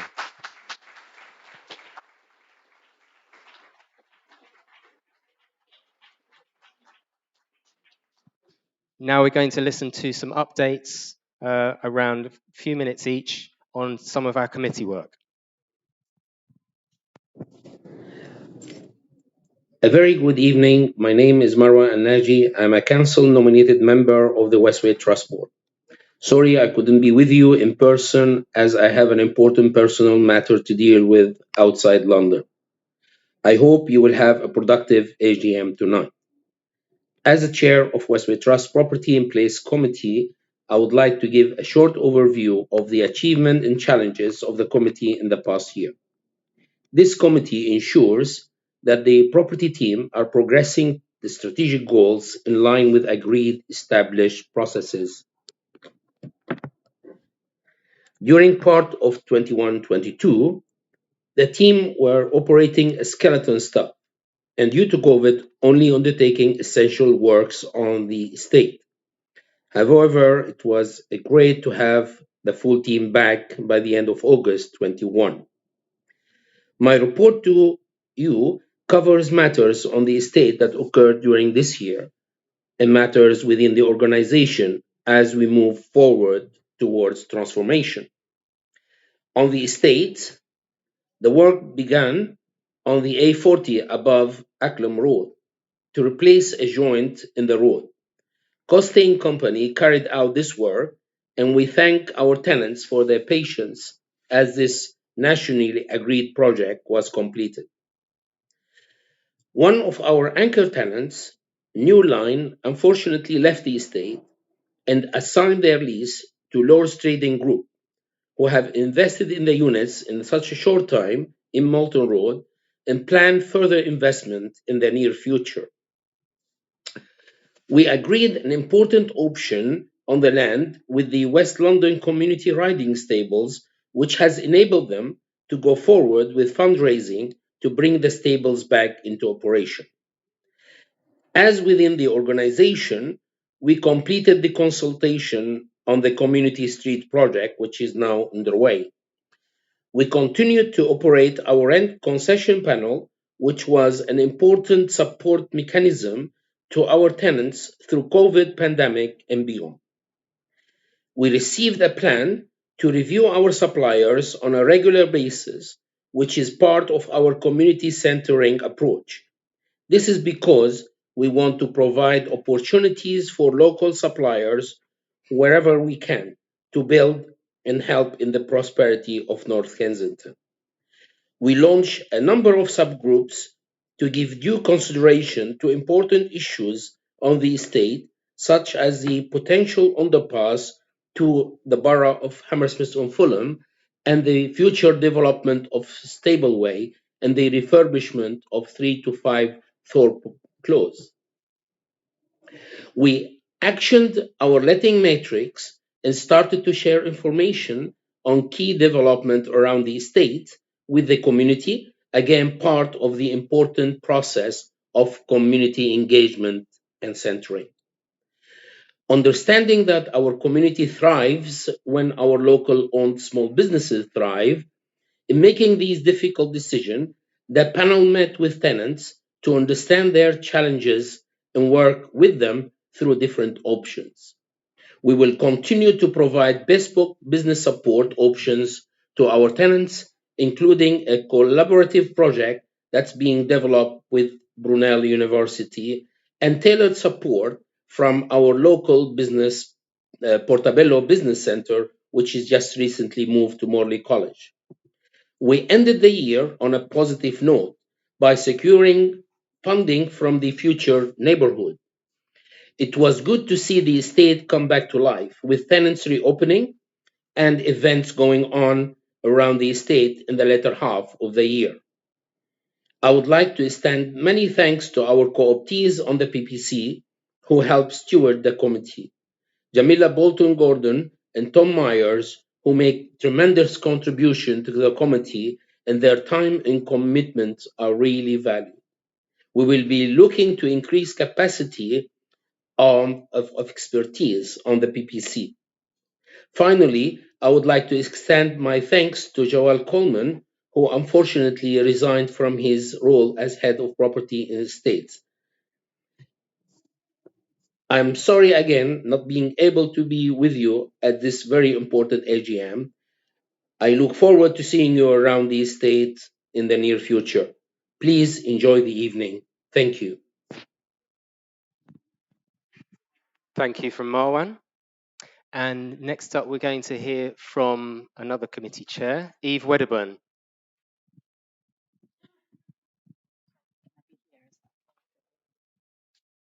Hello, I'm Eve. I'm chair of the Charitable Purposes Committee, although I will be leaving the Westway in the next few weeks as my term comes to an end. So I've been a bit fast and loose about what I'm going to talk about, because I would like to talk about ongoing issues and not just the year 21 to 22. So I'm going to do a gallop through that year. So important things that happened during that year: we were really reduced in staff, and then in May of 2021, Val Patterson, who was acting as the head of learning, and also she was looking after the grants, she left in May 2021. She spent the previous sort of 3 months before that making sure that trustees really understood how important the learning team was, and what amazing work was being done by the supplementary schools. She actually did a PhD in that, and left that very generously, that work, and it was really amazing.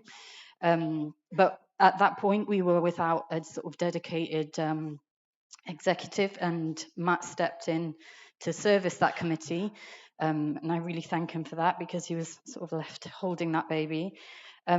We were in the process of trying to make sure that we took all the reports that we could for the charitable work of the organization, and we started to develop at that point a relationship with everyone active who have to deliver community benefit in their administration of the sports centre. And I would say that we began that conversation in the year 21 to 22, but that conversation continues quite productively, and every time they are participating in a charitable purposes committee, the sort of level of detail and level of understanding between our two organisations is really increasing, and you know, long may that continue. We also looked at all the work of the learning team, and we had very tight discretionary budget that year, which we used to spend on grants. However, we didn't have staff to administer the grants. So as part of that budget, we had to budget for delivery as well. So that came out of the discretionary spend, where it would normally come out of normal operating costs. And that meant that all of the programs were really squeezed. We did want to do a review of the grants program, which we commissioned and paid for out of that discretionary spend that year, and it reported to us in the first quarter of 2022. And we had done that because there had just historically been a sense that there wasn't like a focus, like a good focus, and necessarily the kind of practices that we wanted to see in the grants. There was a kind of unbalancing in how things were administered. The small grants, for example, were subject to the greatest amount of scrutiny. There were rules that we didn't really like, such as you couldn't, when you were taking a small grant, you couldn't pay people to do the work from the small grants program. And that meant that we effectively were asking volunteers to deliver some of our most important charitable purposes and without payment. So obviously we wanted to look at that and create a program that was more coherent.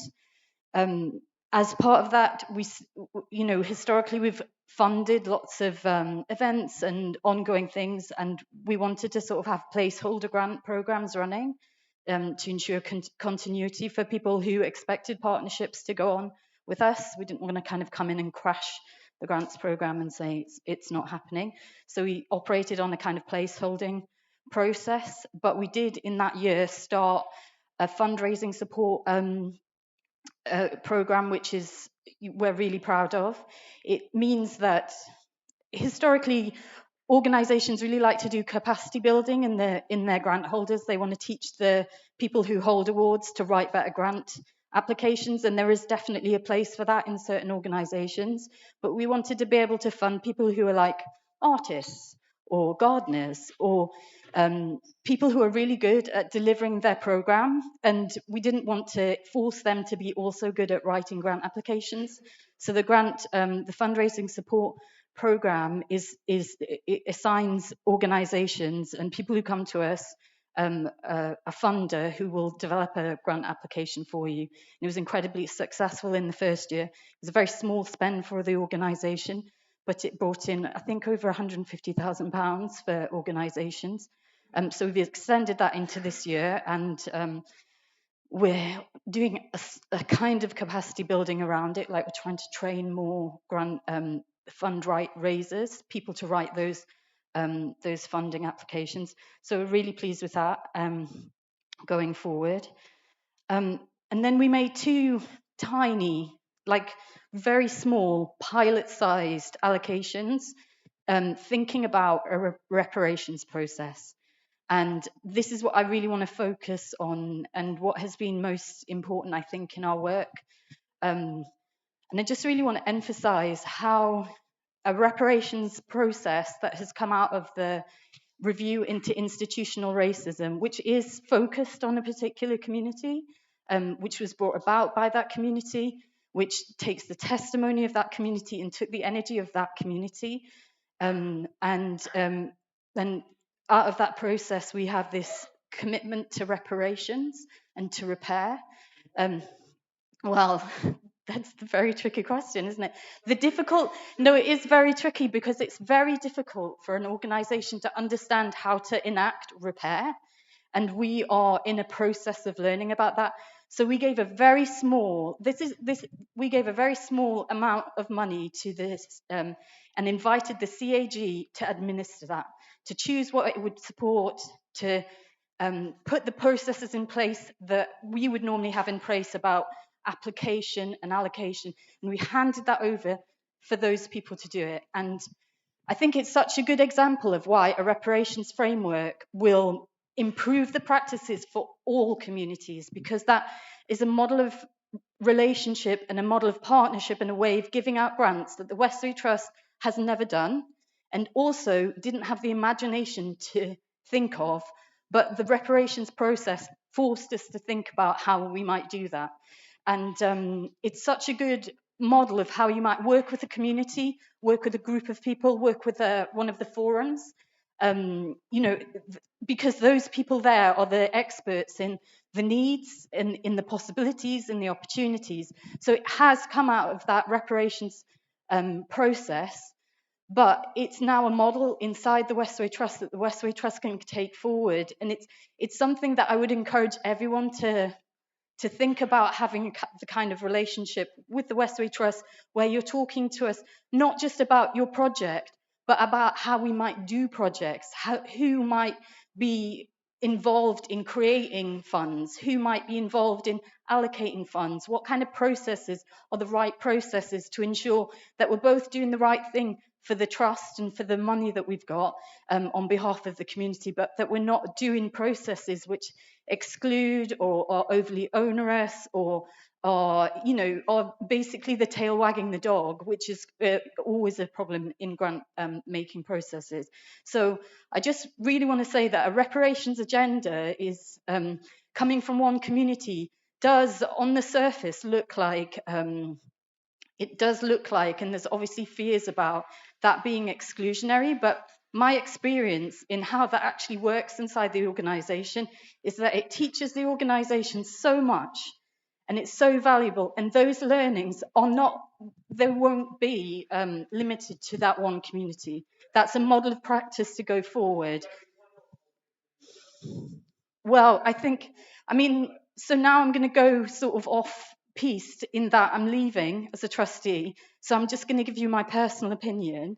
And my personal opinion is that more directed reparations work does need to be done direct with the community that have brought that piece of work to us. It needs to be done. It needs to be bigger. It needs to be less tokenistic. And what I will say to you, or I'll absolutely guarantee, is that there's appetite in the organisation to do just that, but that we should always, and you should always see that work as the pilot for how we're going to work with all communities. And that work, because of the work of the CAG, because of the hours they've spent working with us to make sure that we can do things differently. Remember, our processes, like the Westway Trust, people with issues with Black people, that's not how it was racist. Its whole processes produce racist outcomes. And so what you have to do is you have to change processes, and you need to take learning from those communities about how you do that process. And that is a long time. Racists, they provide them with what they want. You know that, yeah? I don't think that's all true. right, I'm telling you that. I'm telling you how long. I'm sorry. Well, no, much. that's not Say how no what's more, happened just at a bit. Westway Trust, because ask I've been any talking. number Excuse of me. people. How long, please? Yeah, let me. All right. Can I just 1 minute to talk? Yeah. Hamid from Greenfield Tower, victim. Yeah. So I haven't seen no one from here. No one from Greenfield Tower. Good evening, everyone. Yeah. So Toby, he said that he's going to work with RBKC. I'm not shouting. I'm just trying to raise my voice. All right. Toby said, Westway, they're going to work with RBKC, and RBKC, they're going to work with you or the government or whatever. So, and then you did mention that the business center in the Canal Way. Then people did just trying to get the business center. Most of their job is online. And remember, some people, they can't work online. There is some people who work just off. All right? This is one. My question is to Westway. Very simple, yeah?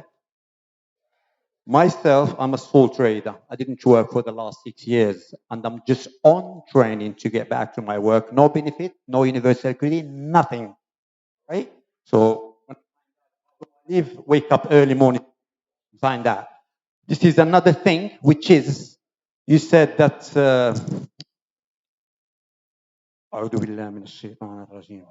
things keep flying. Now we call this strong. All right. What have you done to the people who came from that tower on the 14th of June? I'm talking about the victim. I always say, always the victim. We want I always try to go back to my work, and I'm willing, and I'm going to go. So Where is the support from the Westway? All right? Excuse me, I haven't finished yet, yeah? And forget RBKC. I don't know who is from RBKC here because I don't care. So my question is to Westway. You provide us. Westway, you just gave us a membership for the, all right? So the gym, we can't go to the gym. It's not that bad. So we can't go to the gym or your kids through the RBKC or to the key worker. What we are here for, if you are trying, just I keep, sometimes it just everything keep flying from my mind. That's why I'm sorry. I didn't interrupt you while you were talking. So we're willing to go back. Where is the support? As you said, the business and the man was talking, supporting the business center. I am one of the people who want to go to work. I always worked all my life. And I'm here, where is this support? Well, I'm going to come to you for the next meeting, me and you, with the chairman. And another thing regarding the Moroccan, as Moroccan, Hamid, I'm British Moroccan, or I'm Moroccan. Last time before I left the meeting, I did told you, please, you should know how to, just be careful with who you are dealing with. They are sitting here, they had the meeting with you, they've told you what's going on with the Moroccan community. Forget about the old people. This is a new generation. Thank you. Thanks. So I don't want to interrupt.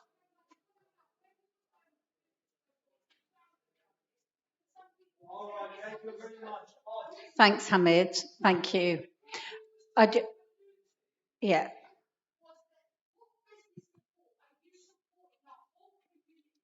Yeah.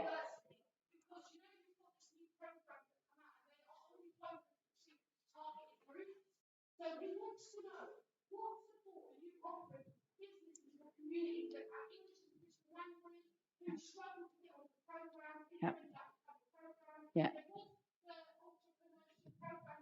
Yeah. Thank you. Thanks. I understand. Yeah. Hamid has asked a lot of questions there. Thanks, Hamid. Yeah. Yeah. I know. Thank you, Hamid.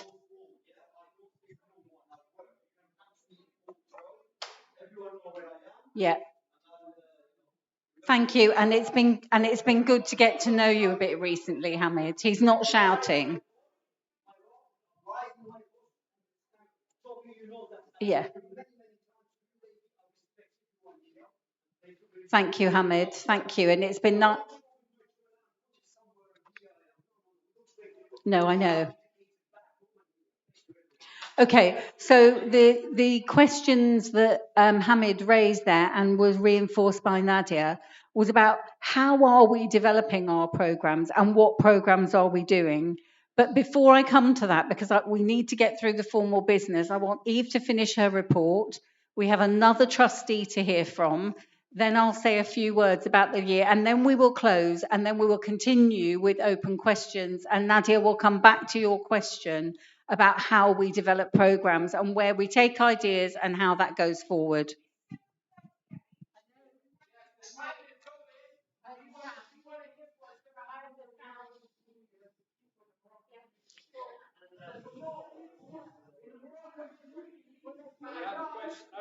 Okay. Can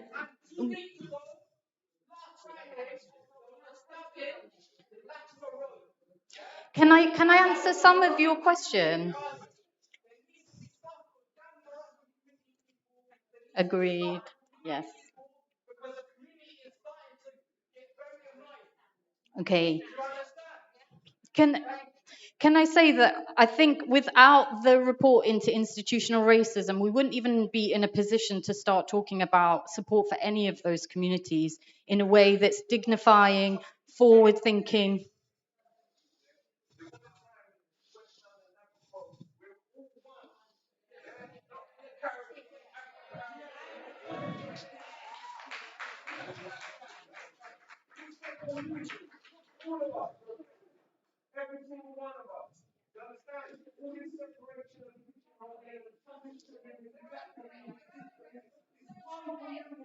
Okay, well, from our community, a section of our community started a really brilliant, long-term, ongoing very onerous, difficult, painful conversation about the way that we had excluded him from the Westway Trust and the way that they'd been excluded from the land, the way that they'd been excluded from resources. And what I'm saying to you is, as a result of that conversation, everyone is going to do better when they relate to Westway Trust, because we have learned so much through that process, and we are still learning so much through that process. And on an organizational level, it's often very hard to see where you're doing the thing that produces those negative results, and we're trying to do that process. But I do just want to say one more thing. No, you're all going to get a chance to ask your questions. You're definitely going to get a chance to ask your questions, but we're not going to get anywhere if we.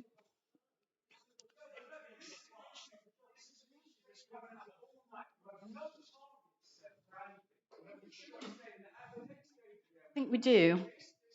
I think we do have quite a few targets set, and I'll let Venu talk a bit more to those targets. And if you have specific ones that you think we should be meeting.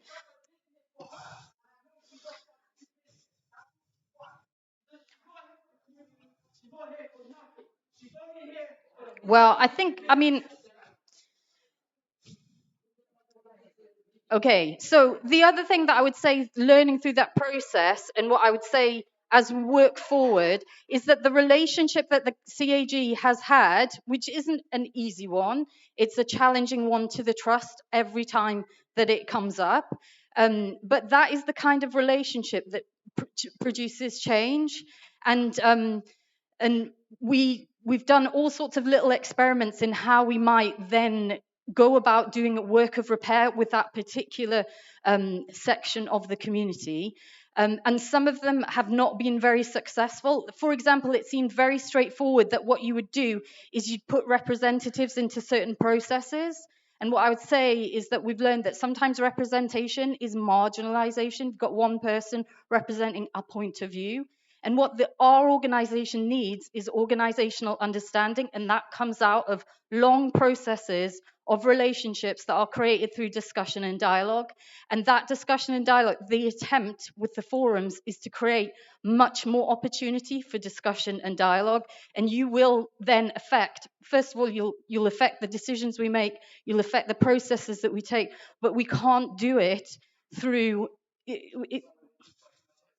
Mm-hmm.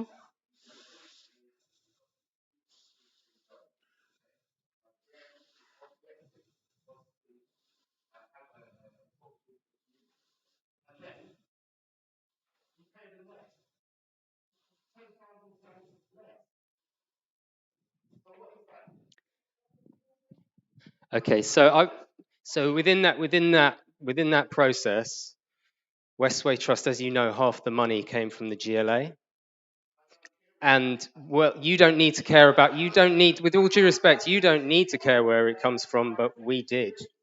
Please.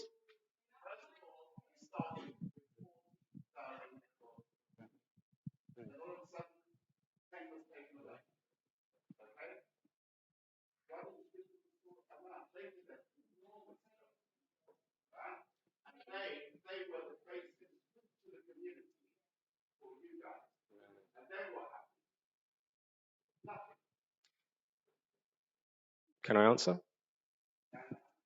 Thank you. So we went into a process with the GLA. We all know who the GLA are, enormous organization. And anybody who's been funded by the GLA knows how much they get on your back to spend that money and to sometimes control that money, monitor it and control it. So we went into a conversation with that organization about doing things in a way that they'd never really heard of, that they'd never really seen happen. And we engaged with them on as deep a level as we could through the kind of dialogues that Eve has mentioned here to give them confidence that this was the right way of doing things, that bringing on an organization that up to that point had zero time working together, had no experience of working, and I'm not talking about the constituent parts, I'm talking about them as a collective, but we encouraged the GLA to support that. The GLA had a massive say around that, And so we made it work.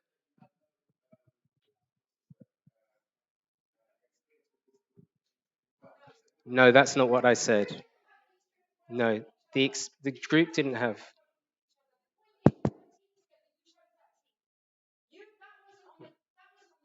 Which team? Said yes. Said yes. The bid was on the table. You gave us the job. You said we would like you to do it. That was the selection process. We said we can do it, and then you said, "Oh dear, oh, you haven't really worked together before. Do you know how teams don't work together? Toby, you don't even know what's happened clearly." But what the point is that I think Delbert was trying to make is that the value. Forget the 10 grand. Like, no, don't forget it. Is that the value of people that work in the community? Appropriate their energy, get them down. We're all the consultants, and your BMG or whatever the most expensive lawyers in London, therefore, maybe in the world, are those the ones that you get down and you ask them to give you 10 grand less? That, I think, is what Delbert is saying. He's talking about the value. This isn't a tit for tat about 10 grand. It's the value that you give to community. I completely agree. We have negotiated.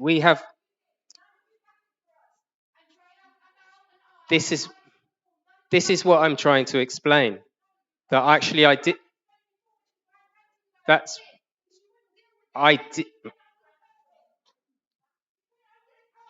We had the GLA were close to walking away from that. And we spoke up for that, and we engaged and made sure that they had the confidence to move ahead. If you were in those meetings, you would have witnessed that. But that's what was happening.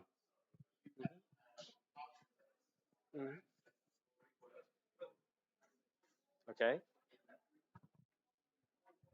There were architects Which that architect? actually worked with you. So you're talking about Pablo? Yes. Yes. And Pablo knows exactly what happened. Yeah, that's fine. He witnessed what happened. In fact, he got paid. With the GLA. In fact, he got paid.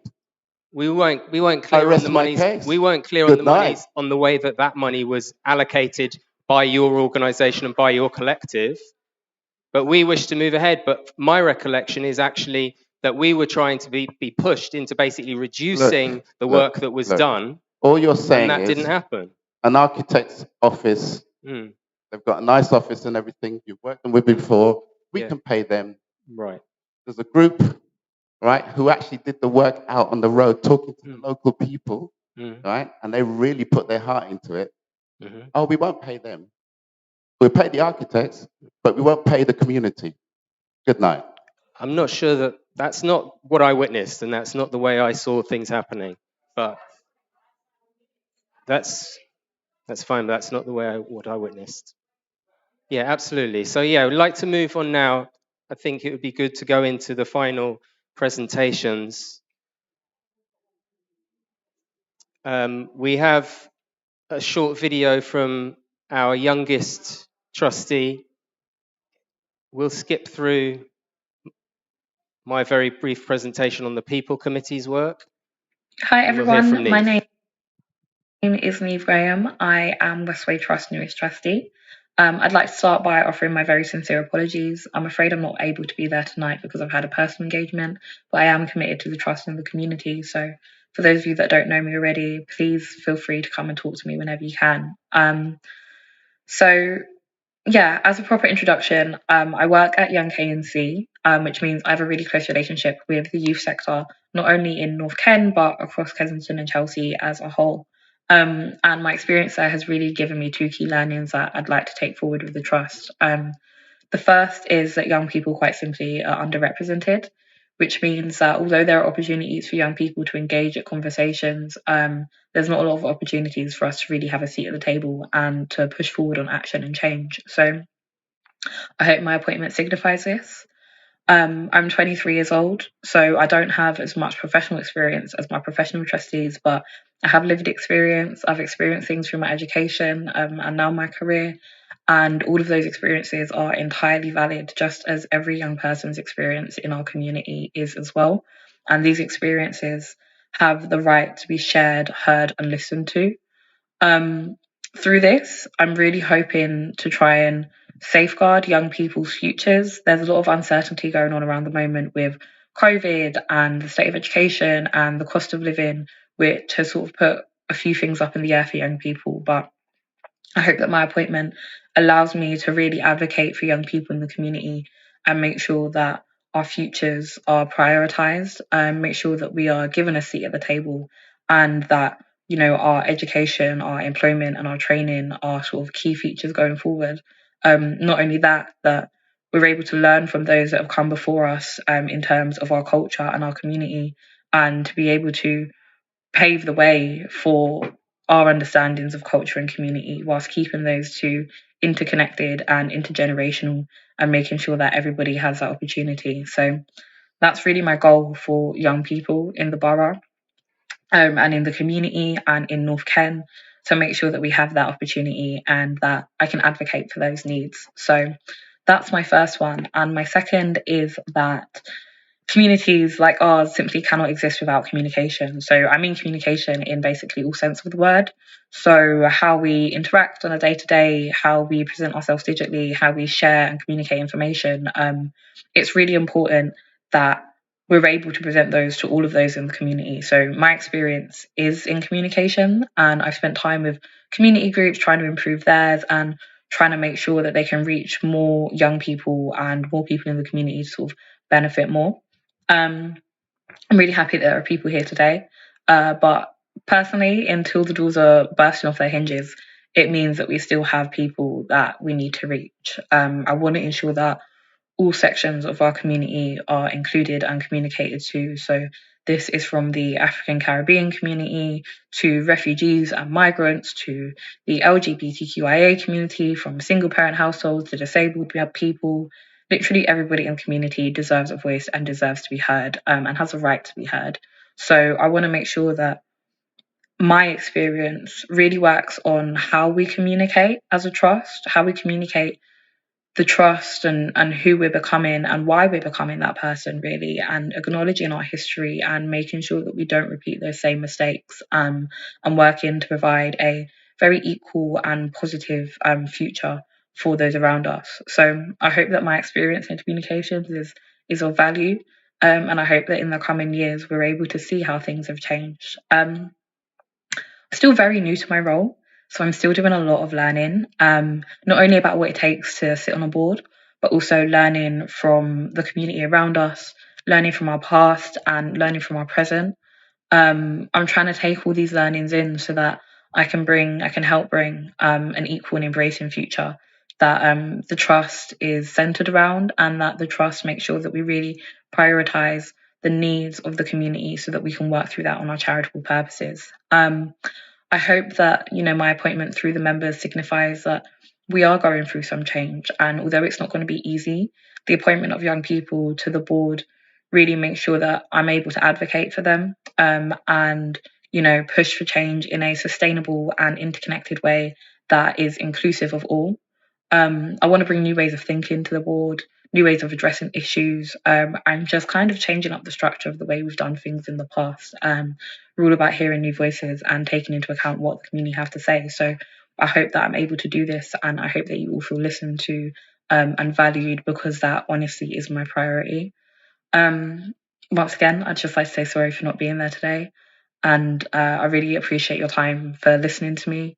For those of you that I haven't met, please, I really hope to meet you soon, and I hope everybody has a lovely evening, and I can speak to you soon. So thank you.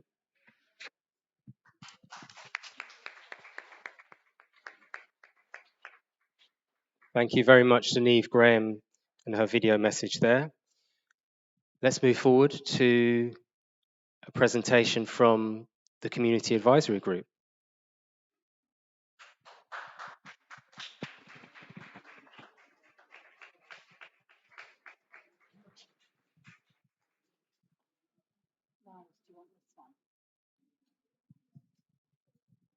Do you want this one? This one's steady.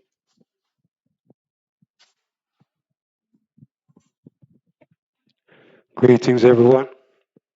Greetings. Well, that was a long, excruciating wait, I can tell you. With all that talk going on about the CAG, not once were we invited to come and say anything. While other people were invited, oh, this person's here, maybe they can explain it. Not once were we invited to explain a thing about what was being questioned about us. Yeah? And this is how the community is being exploited. Yeah? Actually, one question was asked I'd like to clarify. Is this ringing too much? Because it sounds weird to me. Yeah.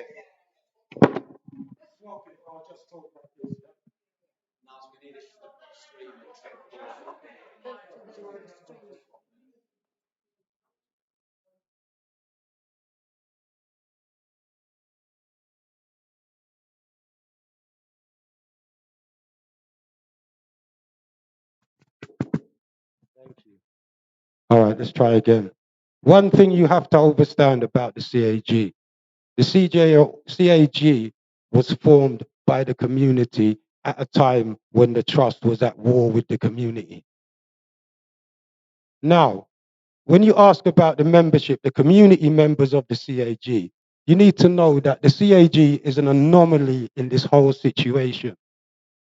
We are not a comfortable group that the trust are used to. I'll tell you exactly how we chose our members. Yeah? This is what happened.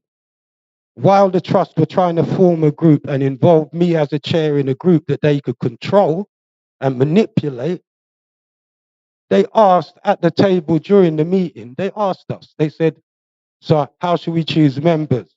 I looked at Alex Russell and I said, how did you choose your members? So we will do the same and we'll tell you who our members are going to be, just like you choose your members and don't discuss it with us. So unfortunately for the trust now, the CAG is a group of individuals who are totally committed to radical change in this organization. And if you don't know who they are, I'm going to tell you who they are today. So you know who's been doing the work in the background to make sure that these things are exposed for years. Another thing I'm going to say is that I said at the beginning of this battle, I will never compromise my people's battle because people feel uncomfortable about it. Never. Yeah? Everyone has the right to stand up for their rights. But when we stand up for our rights, everybody has an issue about it. Yeah, I know I'm going to hear silence because I'm talking the truth. As African Caribbean people in this area specifically, there is a history. Yeah? And when we take things into our own hands, people don't like it. Yeah? They will talk against us and say, why them? What is going on? Yeah? We have the right to fight for what our rights just as anybody else does. Just like there's every other center in this area. There hasn't been an African Caribbean center for how long? Why? Because we were systematically destroyed by both the trust and the council. The evidence is in the review. So where the trust has failed is when we've come forward to do what we're doing, the trust is not defending our position on reparations because the truth is in the review. You read the review, you'll see what happened to who. Now, if the trust frame as we're going to repair the damage that was done to these people that we did a review about, what is the problem? But they're not doing that. What they seek to do is divide and rule this community and go to one group and another group. So they're asking, so why them and not us? I will never back down from this mission. My ancestors are burning inside me today. You understand? And I will never back down from representing what we have to represent, just like all other people of the world should be proud of who they are and stand up for their rights. If you agree, say Ashe. All right, that's what we're dealing with. Time for playing games with us. You understand? We said last year, as we stated last year, our next statement would not be as diplomatic if the trust failed to do what they're supposed to do. We stated that last year, right? Okay. While we cannot state that nothing has changed, yeah, the things that remain the same are at the root of all the problems that we now face. Did you hear that? I said, although we cannot say that things have not changed, the things that remain the same are at the root of all the problems we still face. Get that clear. We've pushed hard to implement the recommendations in the review, but the Trust has failed to follow our lead on numerous occasions, instead choosing to ignore our advice and play safe, consistently stating that the Trust is not ready for reparation and that we need to be patient while they remain entrenched in the corporate culture of damage limitation, repackaging, and diluting any serious intent for tangible reparations that we have put forward in the usual corporate double talk, which is exactly what is going on tonight. Yeah? For example, we have the African Caribbean Festival of Entrepreneurship, which initially, was originally started off as a demand from the CAG at the end of last year for a tangible reparations package of ongoing resources that were accessible to our community. This was appropriated and turned into a festival which we complained about on numerous occasions. Why is it being called a festival? We need to come to our people with some real tangible moves on reparations so we can start to repair the damage. Yeah? That's an example. Yeah? Also, the Horizon Plan. Many times, Venu, along this road, I've said to you, if you say you've got to move and you do what you do, I say to you, well, you can do that, but if you do that without our collective agreement, there will be repercussions. Have I not said that on many occasions? Okay. You're not going to acknowledge that. Cool. Everyone's watching. Oh, you'll talk to me later. Okay. So you're not going to agree that that's happened. Okay. You see what I'm dealing with? Do you see what we're dealing with? No, I'm not going to let that pass. You see that attitude there? You see what she just did? This is what we're dealing with, and we've been dealing with from the time we started this review. Yeah? Is the attitude that we have to deal with people, get from people for talking the truth. Yeah? On numerous occasions, yeah? The Trust has fallen short of supporting the reparations agenda and instead keep telling us that either they do not understand or are not quite ready for it. What is it? Do you all here understand what reparations is?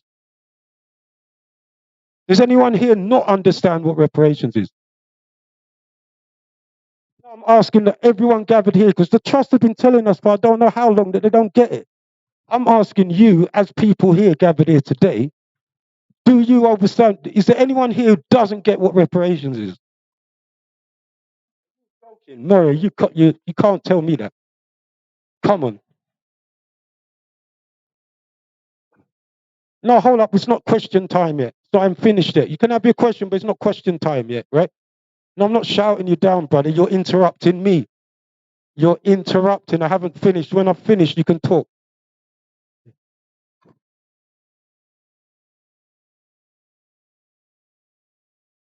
Educate us. There's 5 principles of reparations. I can tell them if you want to know them now. Restitution, rehabilitation, non-repetition, satisfaction, and non-repetition. Thank you. So that's what we're dealing with. So we've clarified what reparations is today. Does anyone have anything against any of those principles? Do you think that what's happened here should be repeated? Do you think that in this situation there should be rehabilitation in this situation? Do you think there should be restitution? Yeah? Non-repetition? Okay. Satisfaction? Because satisfaction is the part then when we say that, yes, we're satisfied with what's been done. The problem with the organizations like the trust is they want to tell us how successful they are all the time, how much progress you've made. Yeah? There's no progress been made. There is no progress because the system that you run remains the same as it was from the beginning. I can't say it's exactly the same because we know it's not. We shut down a board of all 12 white people on the board who were controlling the Westway Trust in 2015, right? That's the history. It's not that now. But I'm glad to see so many people here because you best realize you're going to have to be here every year, and you should be here every week knocking on the door until we get justice from this organization. Because if the people don't do it, it's not going to happen. It can't be left to a few of us to be fighting this battle and then people be firing bullets and arrows at us from all directions because you don't know what's going on behind the scenes. Yeah? So while I said I'm going to mention who's here, who's been doing the work, Clive Phillips at the back here from Mangrove. You see the elder there? That man has been through this whole thing with us all the way through. You want to know who the CAG is? That's who the CAG is. If you want to argue about his validity, come see me. Marcia Robinson. Everyone knows Marcia, yeah? Out here in the trenches like everybody else. Yeah? MZ Haywood. Everyone in this area knows MZ Haywood and the work she does with the children, the singing, everything. We're all practitioners. Yeah? Nicole Belfont. Yeah? If you don't know, you will know. You'll get to meet her soon. Yeah? Right? So we've got Marcia, Nicole, Clive, Malcolm Phillips. Do you know aware of Malcolm Phillips who deals with the black mental health issues and stuff? All right, so look, we are not here playing games, yeah? The people that were chosen to be on the CAG are soldiers and warriors, you understand? And they're not going to bend over because someone tries to manipulate us into a situation that has been going on at the moment. So we're disappointed to come here today, hear all this talk about the CAG, and just have to stand here and listen to it. And you don't invite us to even say, could you explain what that question just was? Because what it is divide and rule strategy. That's what you're doing. The more people from our own community stand up, oh, what about the CAG this? And what about the CAG? They don't even know. Why don't you asking me to come and face my community and say, yeah, this is what it is? Because the CAG is not controlled by the Westway Trust. That's why. That's why it took me so long to get up here, and I'm not going anywhere at the moment.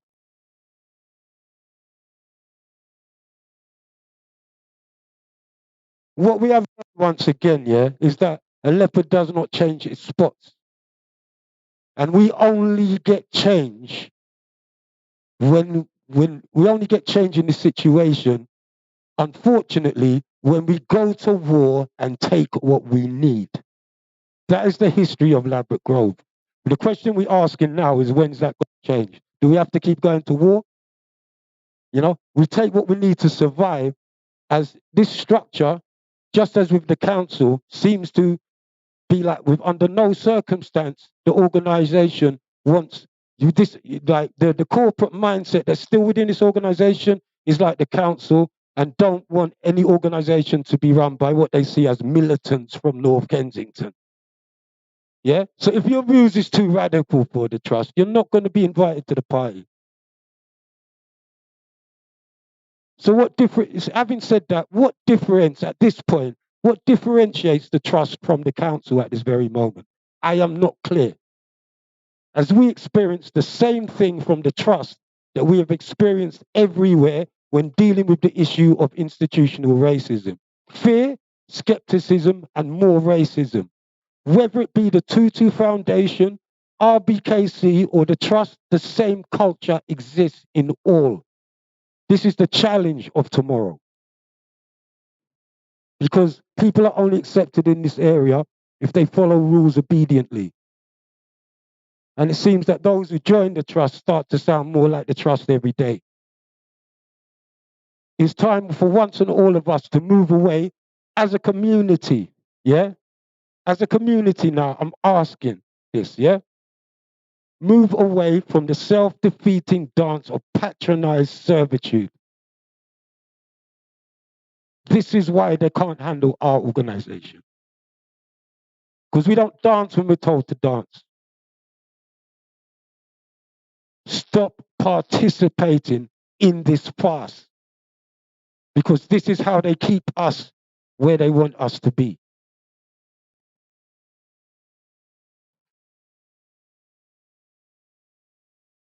If we don't change it, yeah,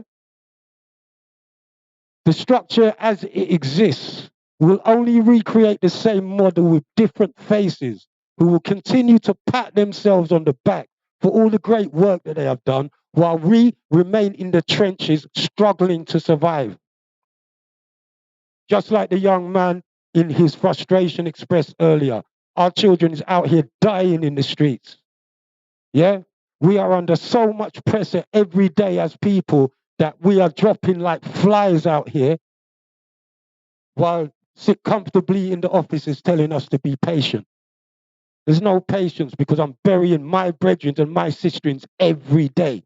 And every day I do come here, I'm more angrier. I'm more dissatisfied with the situation. Ray Carlin, Noel McCoy, the flyover, all the people that contributed to this community that you have not honored and you let them die without apologizing to them. That burns my soul. And it should burn yours too. The irony sometimes is that in our fight to bring our issues to the table, unfortunately, when we get to the table and we're all at the table, people start questioning, why are you eating? And they want to eat your food and their food. This is a wake-up call. I'm telling you the truth. We want true community centering, transparency, and commitment to the reparations and the 5 principles. There are too many instances for me to go into here now. But I hope what I have said gives you an overview of the depth of the problem that we are dealing with. One last thing. I took the flags down. I took those flags down from outside the trust. You know why I did it? Because it's an abuse of power and privilege by the trust. And they might want to frame it in some other way. But what gives the head of communications the right to buy 8 massive rainbow flags and put them on top of our resources? In support of Qatar. How far away is Qatar? We're here in England, yeah? You're making a decision about the morals in another country that has different laws to you. And you're coming to push that on our resources. Like that's our voice. So I took them down because it's an abuse of power and privilege. And furthermore, how did you pay for them? How did you pay for them? I'm not scared. I have no fear. You can throw whatever you want to throw. It's an abuse of power and privilege, and it puts in question what is the qualifications of Matt to be head of communications? Can he represent this community? Now you can go and tell, I'm talking the truth here, bro. These people know because he also lied about another trustee and claimed that that person was abusive to another member. Yeah? He lied. Hold up. No, sit down. You can't lie. You can't lie all day. Yeah? Who's going to come take the microphone, come and take it? It's not right to target individuals, then why do you continue to target us? Huh? All right, so it's all right to target it's all right to target a group, but if it's an individual, it's not acceptable. You're not targeting us. You come to take the microphone, but you didn't come to take the microphone of anyone else. The fact of the matter is, even though they don't want me to say it, I'm questioning the legitimacy of the head of communications that uses our resources to push his own politics with our money. Yeah? If you want to stop me from saying that, come and take the microphone. You can say whatever you want to say after this, yeah? But this is the truth, yeah? And the reason they can't handle the CAG, is basically because of that. Because we speak the truth and we're not afraid to. It's as simple as that. So, obviously, this will be put down once again to us being difficult to work with and unreasonable, yeah? But I don't care because we got to fight for our children's future. My grandchildren's future, our grandchildren's future. It's not about you, it's not about Toby, it's not about me. It's about the next generations that's coming and stopping this murder and madness that's going on in our environment. You have 23 acres of land to do something about it. Do something about it.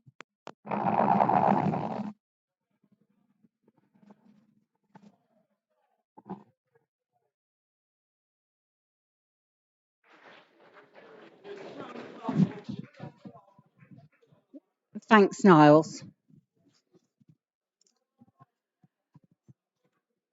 I just, we want to have time for everyone to have questions, but I just want to say a few things just to finish off this little section.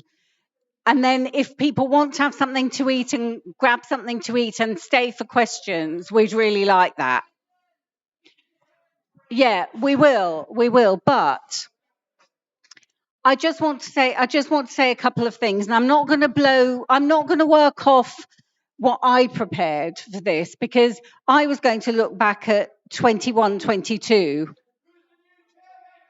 And when I came here,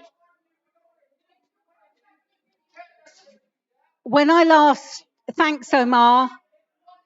Omar, thank you.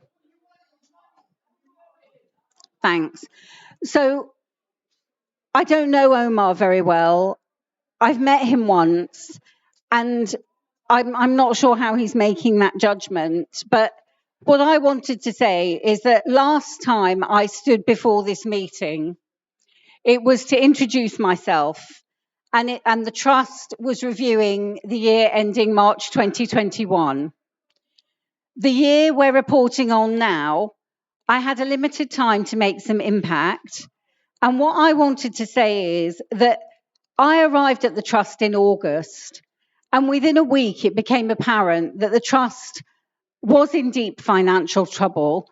And make no mistake, if it hadn't been for the hard work and acumen of the trustees, who you've heard from, led by Toby, with advice from all of those trustees and the staff, we may not even be looking at the trust because there was an existential issue brewing at the trust.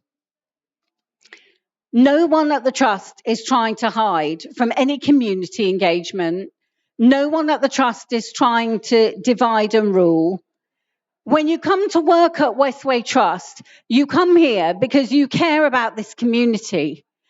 Nobody comes to work in a charity for vast amounts of money.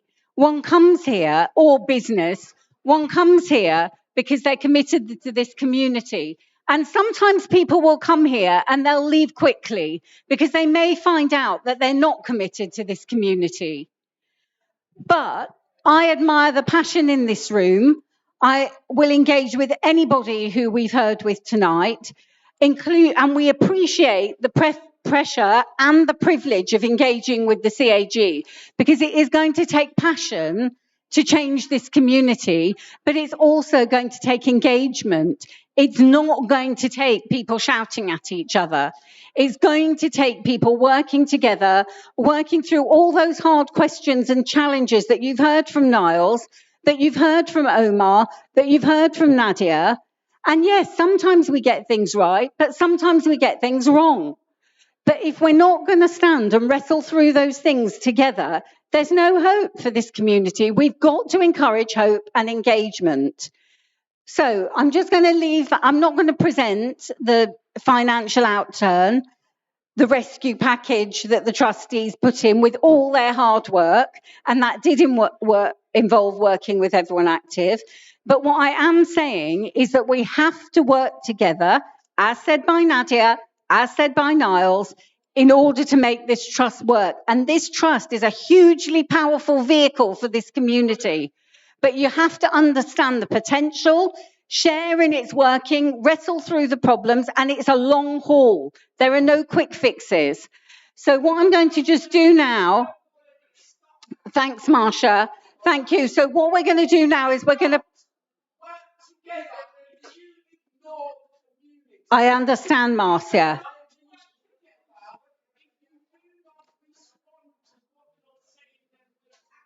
Thank you, Marcia. Yeah, but what we've got a whole, we're going to have question and answers now, but I just want to pause because there are some people who need to get away because we're ending formal business, and there are some people that are, need to eat. So please fill your plates. We'll have a 15-minute break and then we'll come back for further question and answers. Thank you. People do. No, people do.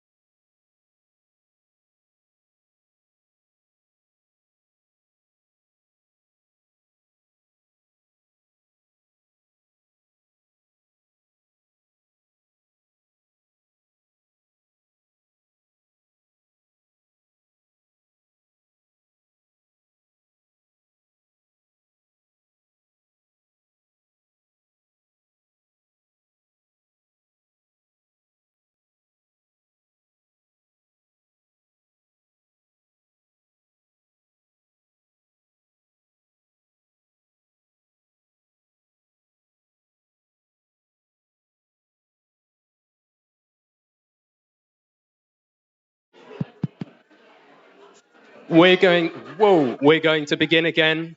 We're going to begin again in 1 to 2 minutes.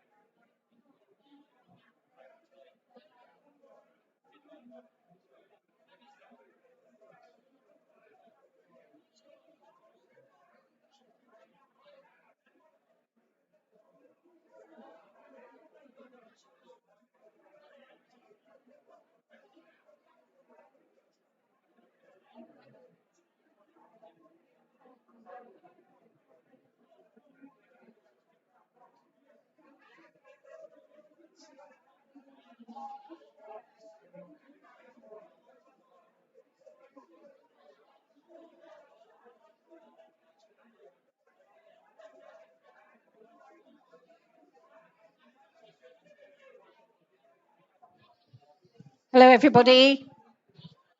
Do you want to fill up your plates and retake your seats, please?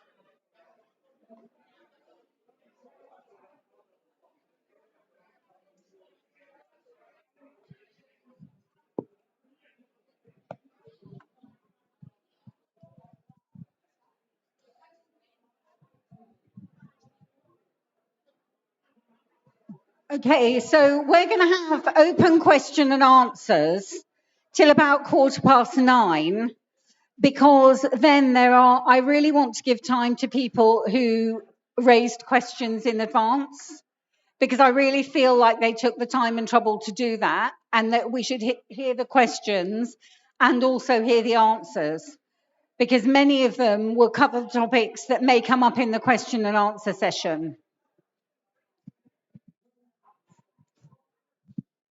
The second thing I want to say, Samia. Yeah. Yeah, because we're keeping it to the facts, but I'll come to you. Yeah. So I really want to respond to members' questions in advance, and then questions by non-members, and then obviously questions from the floor. Do people have the patience for that?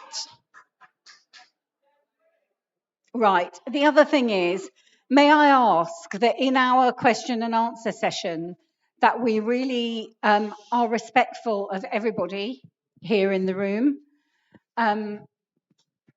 That's all members of the audience here who are with us, all membership organisations, all members of the Westway Trust staff, and anybody else who's in the room. Can we be respectful to each other, because we are the ones that are going to change the Westway Trust together. It's not going to happen if one group shouts at another. So I feel like we've had loads of questions in advance, but I don't want to keep everyone here till midnight.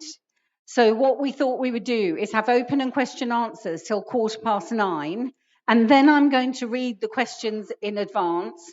with the answers, and then anyone who wishes to stay after that for further question and answers, we're going to be available. So that's the plan for the rest of the evening. So now Samia has come forward with a question. Now, Samia, can I just check, did you send that question in advance? Right, so thank you. So when we come to questions sent in advance, I'll come to you and you can read that out. So first of all, are there any questions from member organisations? And if you're a member organisation, can you say which organisation you're from, so who you're representing, and then give us your question? Thank you. So member organisation, please, can we have a microphone there, please?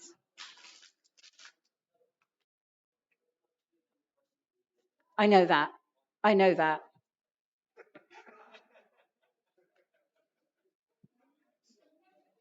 So questions in advance by members. Yeah. Yeah. Okay. So these are questions in advance by member organisations. So this is about, we would like to know if any progress has been made between the Westway Trust and everyone active to serve the community. I will come to you. So Everyone Active has a number of important community deliverables in their contract with the Westway Trust. This includes a GP referral scheme, an annual sports bursaries programme, and subsidised football pitch bookings. I think what's brought about this question is that many of the people have been on the waiting list for subsidised football pitches for some time, and they've got frustrated with the process. So even though Everyone Active has had open forums and a private focus group, as a tenant, they want to do more. And we want to work with them on their subsidised and social value that they have to deliver each year. But we have to be clear, they are a business. So in the coming months, all of our member organisations will be invited to apply or reapply for subsidised or free pitch bookings as part of an open and transparent process. And applicants will be asked to demonstrate the social value of their pitch use. It'll be member organisations who will have to make an application. So the other thing I wanted to say is in terms of our community forums, we want to develop a social value forum so that there can be some scrutiny and some debate with our anchor tenants. And these should be public, and it will be our 7th community forum, and opportunities to be part of this will be on the website. So this is not like somebody or a forum that is appointed behind the scenes. Okay, so our second member organisation in advance, question in advance. So this is a question which is about the Horizon Plan, and it's about, because it talks in very local and global terms. And so let's be clear, the emphasis of the Westway Trust is to benefit the community of North Kensington. So with the emphasis on the 5 wards. However, the reason the Horizon Plan talks about the local and the global is because we want to encourage all our communities to engage with the global issues and national issues that are relevant to the communities, and also look for good examples from anywhere. Okay, so I will save the other questions for later. So this lady, your question, please. So this is for member organisations first, and then open to the floor.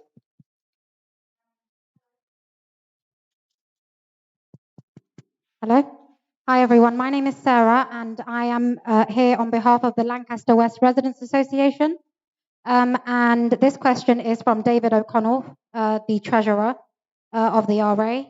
He would like to know when the vote for the chairman will take place, as normally this would happen today at the AGM.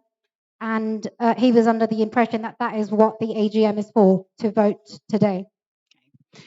Okay, so thank you. Yeah, so the question is, Toby's chair comes to the end. Toby comes to the end as chair next week. When will the election take place, essentially, for the new chair? That's essentially the question, right? And it's from David O'Connell. Oh, no. No. So I'll answer the question. So the Constitution says that the chair is elected at the first board meeting after the AGM. So following the AGM, the chair is elected on an annual basis, and the board at their next meeting will select an interim chair at their next meeting on the 3rd of January, and then there will be an open recruitment. Yeah. The chair, trustees were paid for particular reasons that we've gone over, but when there is no chief executive in an organisation, as a special exception, trustees were allowed to take payment for loss of earnings. However, the 3rd month I was here, the board took the decision that should no longer be the case. However, we do pay expenses, we do pay some other costs, and on a case-by-case basis in the future, it would be great to address the inequalities that affect our governance system, not just the Westway Trust, by the way. There are loads of organisations around the country that people can't afford to participate in because they say, oh, we want you to volunteer, but it's 3 days a week. Well, who can afford to do that when you have to earn a living? So this is... No, they're not being paid, and that stopped in the October after I arrived. This is a really key point. The idea that trustees should not be paid in itself is a concept that goes back centuries. We exist in a culture where it is simply accepted that trustees, school governors, and other non-executive directors simply don't get paid. Many of them don't even claim the expenses that they're due. And that's because we live in a culture where that's just simply the norm. But what that has done is entrenched inequality within leadership in this country. Completely 100% entrenched it. Completely. All of the data, all of the evidence, including a really large commissioned piece of work by the Charity Commission, makes that very clear. And so I don't need to defend it. What I'm laying out is the reasons why this organization has really started to challenge that, and it will continue to challenge that.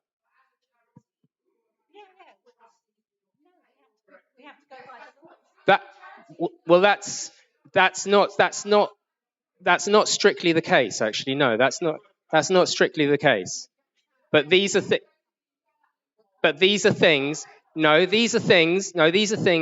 that we are challenging across the. This is something that I've gone to challenge organisations everywhere, not just Westway Trust, RBKC, museums, universities, institutions everywhere. I am going around challenging that because I do not think it's right. Yes, I have. And I've stood up in various public forums and challenged them. And we've actually tried to challenge them as Westway Trust, and more needs to be done to challenge them. Because until we create a culture where people are able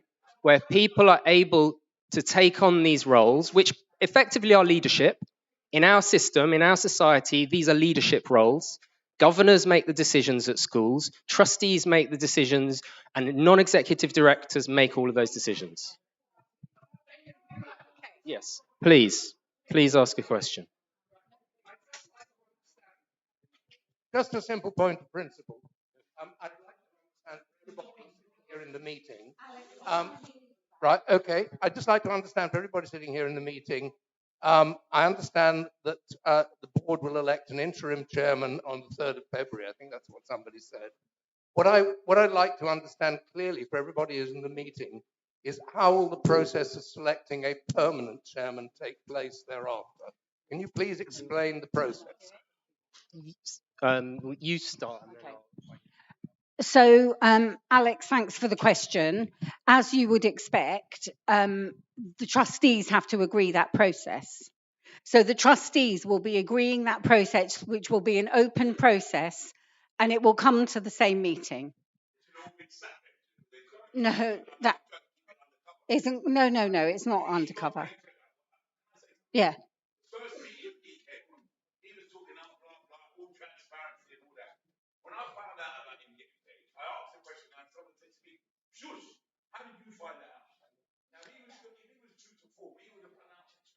It came out as soon. It's come out. No, actually, it did come out because I think we let everybody know as soon as it was available.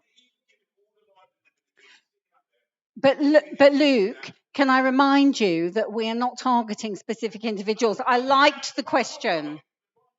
Yeah. I think the question that Hanan asked was a good question, which is, are trustees getting paid and what is the position of the trust? Let's keep it high level because otherwise we start to target individuals. What I do want to say is that this is an issue that is huge. As I say, it goes across the UK. It's about our value as communities. It's about organizations who are actually trying to break this now. I'm going to be part of a week coming up that is going to be talking about this, and I'm going to be part of a panel, I think, on the 25th of February. It's a massive issue, but to your point, Luke, this is why we need to go into other discussions and other meetings to hammer this out and get around this and give our person. I'm happy to give my personal experience in those meetings, but here it's not good for efficiency and getting through. Right. So can I? I don't think I've had an answer to the process of how the new chairman will be elected. Yeah. So the trustees will decide that process, Alex. Well, I've read the Constitution. It's highly ambiguous. Yeah. So maybe you could make a commitment. Maybe the members as a whole should vote for the new chairman. The members will be involved in some way. I commit to that. So can I go that's to really not good your enough. question, please? It's really not good enough.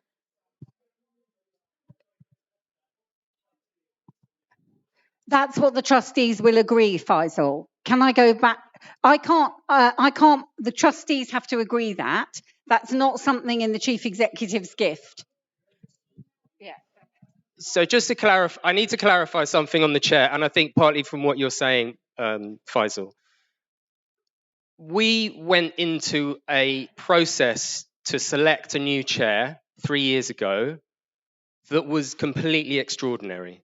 It wasn't what the Constitution actually demands. So the previous board did that. The previous board, to agree to the changes that we've been trying to make, they said, we're going to do something completely different. What we find now is that process itself, which is kind of what Alex has alluded to, is in conflict with the actual Constitution. And so we are needing to go through a period to get back to actual stability. And that is actually a massive part of this whole transformation, is that we are doing things that our board, the board has the power to do them, but they bend the Constitution. And so we need to go through a process of an interim chair, decide on the process to find an actual chair, and then either we continue to go against the current Constitution, or, as I think trustees would like to do or need to really agree to, is come to the members to change the Constitution and agree within the Constitution the new way of doing things. So we are in a bit of a grey area at the moment. So, forgive us for trying to work through that. Repeat the process that happened 3 years ago. It has to be an open process. I may or may not put myself forward for that, but it has to be that open process. It has to involve community. It involved 9 community members 3 years ago who shortlisted 4 candidates. So they had a major impact on that shortlist. They defined it. We have to do something like that again, and we will. We are completely committed to doing that again. The actual selection. So obviously it will be on the website. We'll put it out. Who wants to come forward, and then we'll 100% anyone can apply. Absolutely, yeah. The better. Yeah. And also, can I just say that it's not only for the chair, but for trustees too. We want people to participate. So can I come to your question, please? Here, please. Thank you. And then I'm coming to Eunicia and then Ilana. And Nadia, yes, but I want to hear multiple voices. Go ahead. I want to hear multiple voices. Yes, just to support what Toby said. I'm a governor at Morley College, and we struggle to bring in people of diversity on the board. And partly that's got to do with the fact that it is only people of a certain class nature and in particular jobs who can come in the middle of the day, take time off, all the rest of it. It's partly, we have to actually change those governing rules so we can bring in more women and more people of color. Young people, and working class people, otherwise the board, I don't want on about it. My question is,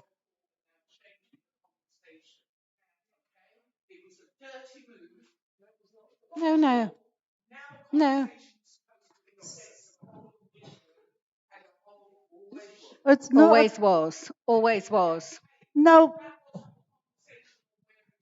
but it's about governance. It is about It's about governance and who sits on. Why shouldn't he be paid? Why shouldn't he be paid? He's given a comprehensive answer.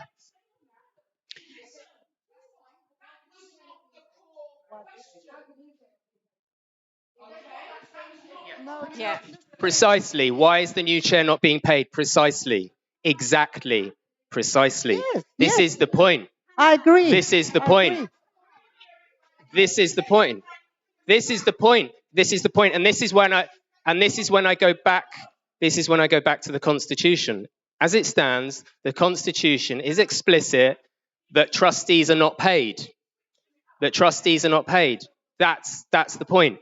That's again something that we as trustees want to challenge. We must challenge. But of course, the members actually have to vote for that. If we have 10 trustees who vote to change the Constitution, and we do have a draft Constitution in front of us, a version, which does include payment for 50% of the trustees. But if the members all vote against that, then it's not going to happen. So that's why it's really important that we begin to have a community discussion about all of the things that are involved in this, whether it's survival, whether it's governance, whether it's leadership, whether it's control, you name it, we need to have those discussions so that we can be informed. And that's when this organisation will challenge the national picture and will challenge the culture. It will go to the Charity Commission and it will be able to say, we made this decision. Why aren't other organisations doing the same? Because look at what it results in. It results in a chair of colour. It results in a trustee of 23 years old, 23 years of age. It results in a truly diverse and capable board who feel and are supported. We haven't had 3 years. We've had to muddle through and make that happen. Survival, basic survival in some of our cases. We need to take this bigger. And that's why it's the conversation. So join it. Please get involved in that conversation. And then I'll happily talk about my personal experience within that. Thanks, Toby. Sorry. Can I ask my question now? No, it's Eunicia next. Sorry, I haven't asked my question. Sorry. I thought that was your contribution. Please ask your question. I'd add to that. Go ahead. Sorry. Yeah. My question is, who is responsible for the upkeep of this space out here with the argon, the swim farm? Mm-hmm. Because it's incredible. I was looking at your finances. You only spend 35,000 on improvements and repairs. Yeah. It is actually an eyesore. The community, we have to walk through water falling over our heads. It's very rarely cleaned. Okay. There's a restaurant. Is it TFL? Is it RBK? Okay. Because what I hear, you answered between all three of you and nothing gets done. Thank you. So, in terms of different spaces around the estate, different people are responsible for upkeep. So the spaces you're talking about, firstly, water coming down from the Westway. TFL are responsible and they have what they call a phased leaks address. They address the leaks in a phased way. We've asked for clarification as to when they will get to our estate in their phased leaks program. So they are responsible for the leaks coming from the Westway. The area you're talking about immediately here, RBKC own that area. So they're responsible for that upkeep. Round by the swim farm, it's the Westway Trust. And the thing that exercises us about the swim farm is, yes, it's dilapidated, but also those toilets are horrendous. And also the building is made of asbestos. So these are the things that we're aware of and we know we need addressing. And we prioritise them as and when we can around the estate. Okay. So, well, it's getting a little bit better because the swim farm... Sorry, I haven't been here, as you know, Luke, so it's longer than I've been here. But what I'm saying is that the swim farm are addressing it with some of the upgrades they're doing, and it's on our radar in terms of refurbishment of the estate as a whole. Eunicia. Sarah, I'll come to you. Yes, I'm coming to Eunicia, and then I'm coming to Samia, and then I'm coming to Sarah. Okay. Sorry, and Elanya. Hello. No. Hello. Yeah, no, I want to hear multiple voices, Nadia. No, I'm not. I'm going through. No, Nadia, I'm not picking out people who are shouting. I want to hear multiple voices. Eunicia. Thank you. First of all, I've got two questions to ask. My first one is, I'm talking for the youth because I run Rise CIO, and what committee group, you've got a 23-year-old who's started new. And my see from the community to be on the committee. It's very important that young voices are heard. That's a great question. So, firstly, she is a member-nominated trustee, and so at the last member nomination, Young KNC put her forward. So it would be great if any other organisation who has a focus on youth at the next member nomination puts a young person forward. It was notable that when she was put forward, that she got the votes, and it was clear people really wanted to support that, and a younger person coming on. I believe she's by some way the youngest trustee who's ever been on the board. No, I hear that. The second point, a really important point, is actually again about the support that the trust offers. Young people are in some of the worst positions to actually be in governance. I'm unusual in the fact that I've been doing this since I was in my 20s, and I have had huge pressure on my finances because of it, but I felt it was something I wanted to do. I've been a governor, I've been director, etc., etc. But your average young person, there's no way they can realistically commit that time. So it comes back to this situation of how are we supporting them. This is my personal view, it's not necessarily the view of the board, but my personal view is that Neve has taken a huge risk, and any other young person coming onto this board is also taking a huge risk at this time until we have in place the type of support that can guarantee them to give the time that they really want and not basically get knocked back because they're either doing what I did basically, which was sacrifice my time to governorship roles, etc., and then not be able to do certain work. No, so it wasn't nothing personal to Neve. My question was, she works for RBKC, and I didn't want it to be a conflict of interest when we have so many young people in the community, like warm-hearted Omar right now, who's passionate about the community. So would you allow for the trust to have the conversations to ensure that the space is right for more young people to come on, and then we support Neve in actually engaging those young people and bringing one on either through a member organisation or through the open recruitment system? And my second question really quickly was, the street community participation group worked really hard to engage with the community throughout the last, I think it was 2 to 3 years, when they opened up Bramley's, for example, and we all went in there and we said what we thought could happen. We haven't seen anything happen apart from the bumper cars.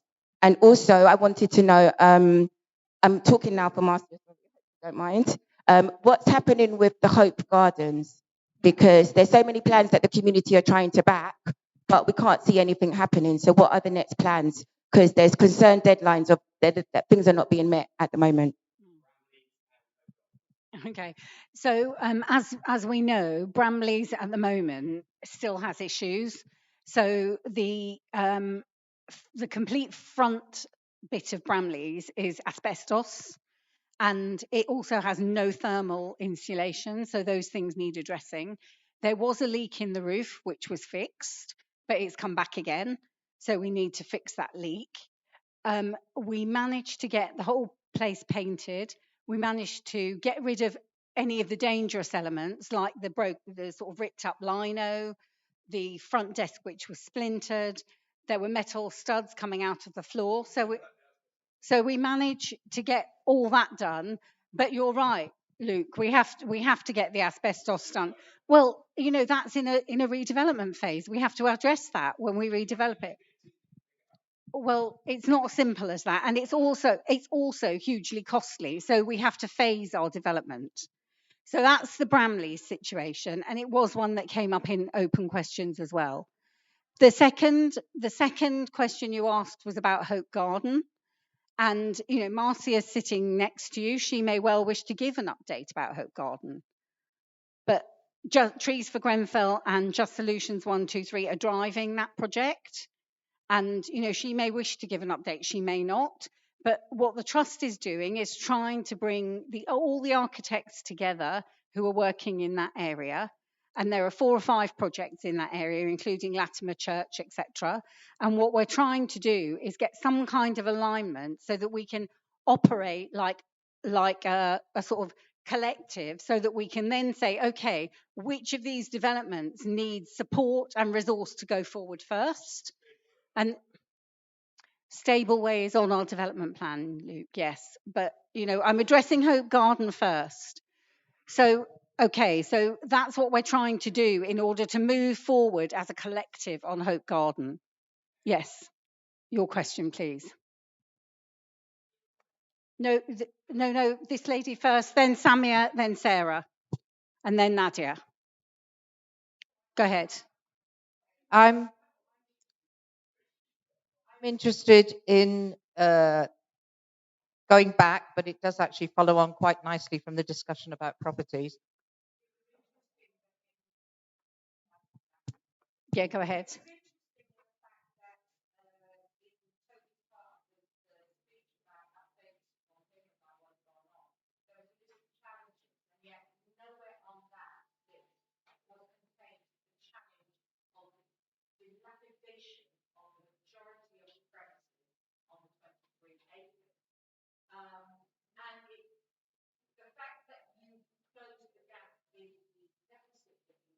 Mm-hmm. Because you've upped people's rents and yet you are leaving them in substandard accommodation. And I wonder, number one, you talked about they're on the plan.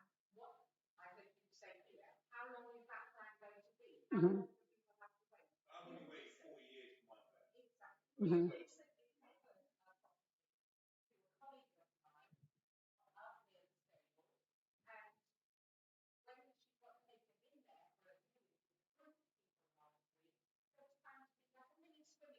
Yeah, there are drainage issues in Stableway, as Luke will tell you.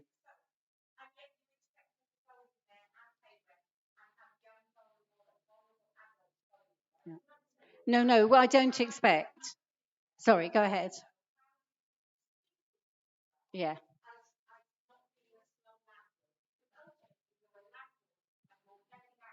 Yeah, so.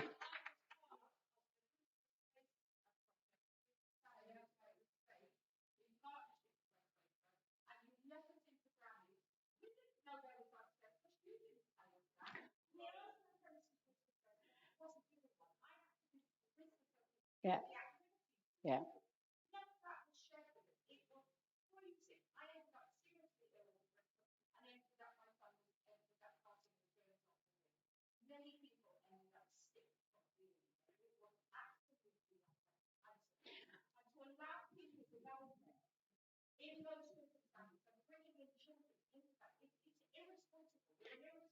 Well, so there are 2 questions there. The first is, how are we going to invest in the estate?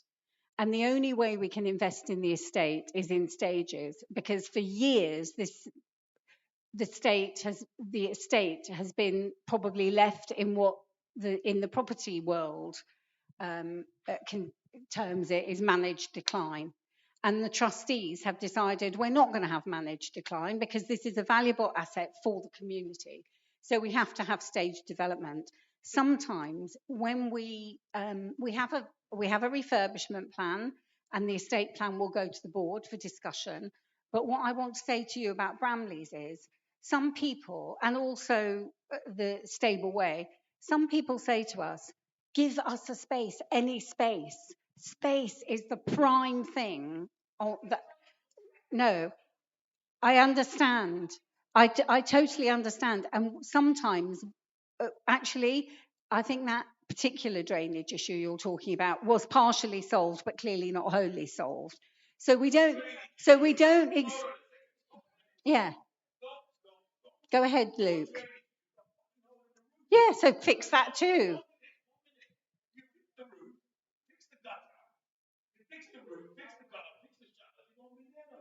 Good. No, there is some drainage issues in Stable Way. Yeah. No, fine. Fine.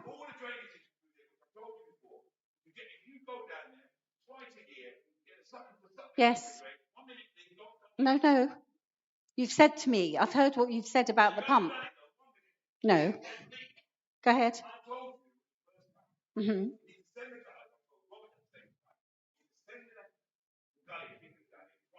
Mm-hmm.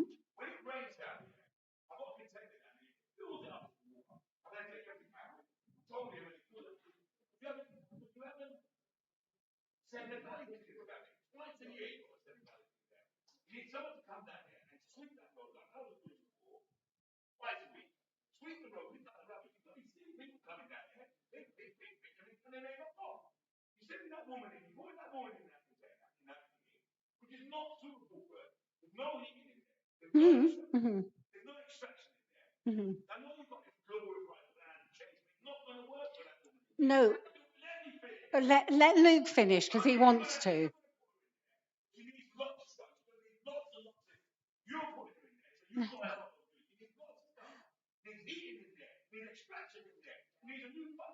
Exactly. Exactly. No, it's true. I'm confirming what you're saying, Luke. Well, yeah. Go ahead.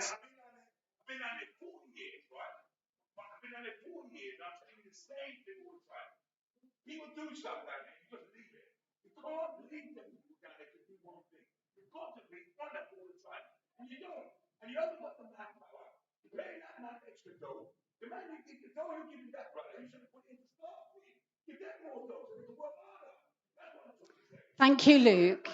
No, thank you, Luke.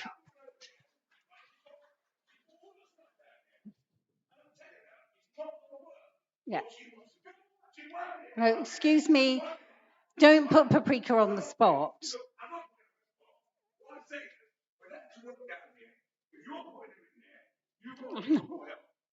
I understand.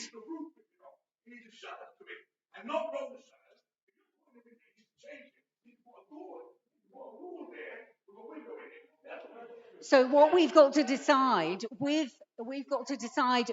any person who lets any property.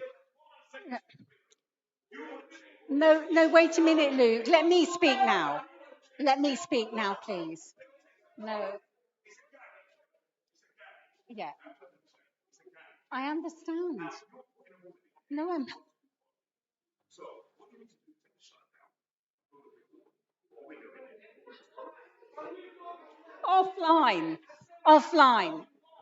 Offline, because everyone has a choice whether they want to let our properties or not. So let me go to Sammy and Luke. Can I go to Sammy and next, please? Sammy and next, please.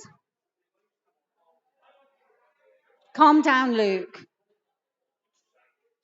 Right.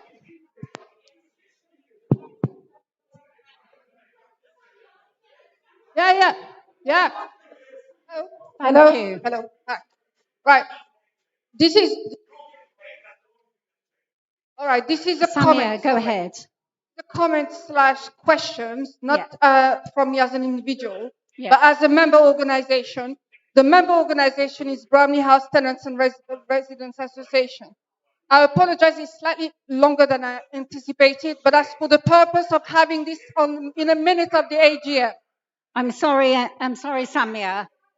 I'm sorry, Samir, I didn't hear any of that. Could you repeat it, please? The member organisation is Bromley House Tenants and Residents Association. I apologise, it's slightly longer, but that's for the purpose of putting that statement in the minutes of the AGM. Thank you.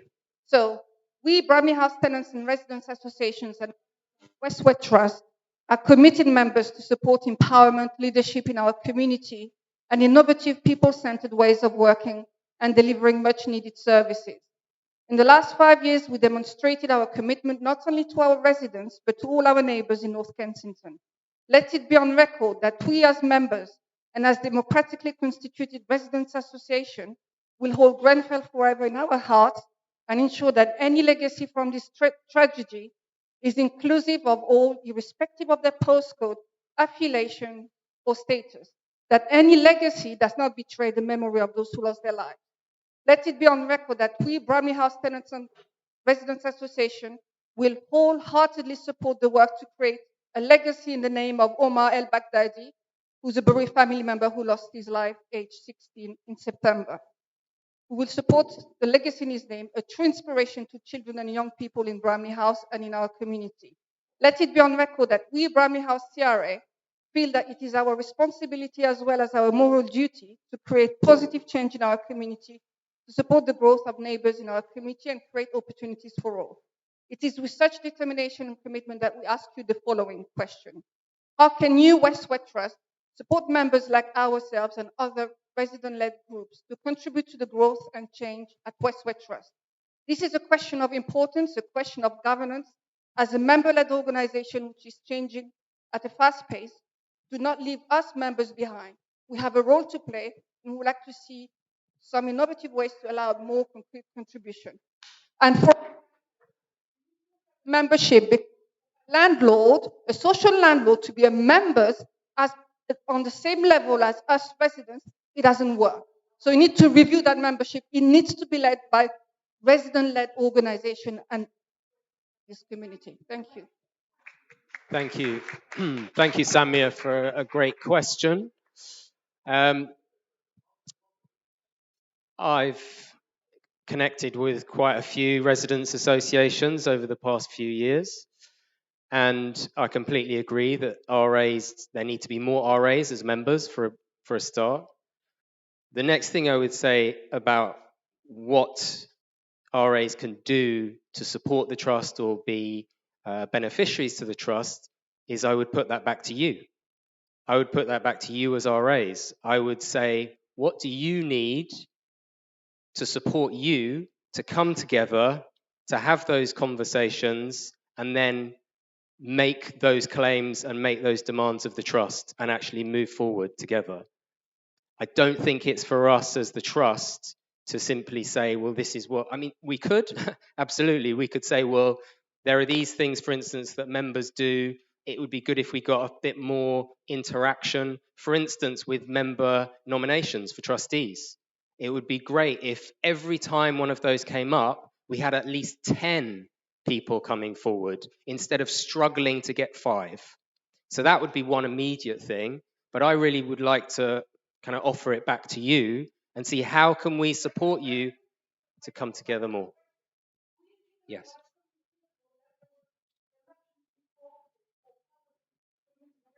Yes. Yeah. Completely. I completely agree. Completely agree. Yeah, please.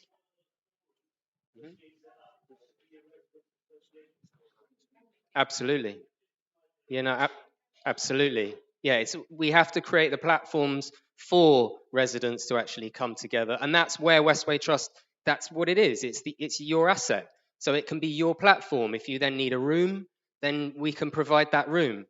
But come forward and take it in that sense. Okay, so we're getting there. No, I said Sarah next, and then Nadia. Sarah, go ahead. Yeah, but I'm following hands. So it goes Sarah, Nadia, Ron, then Marcia. Okay, Sarah, would you mind if I go to Nadia? Okay, we're coming to Nadia, and then Sarah, and then Ron, and then Marcia, and then Didier.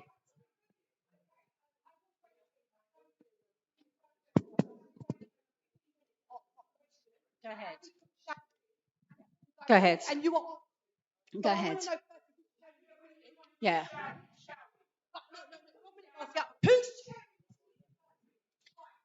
Go ahead. Go ahead.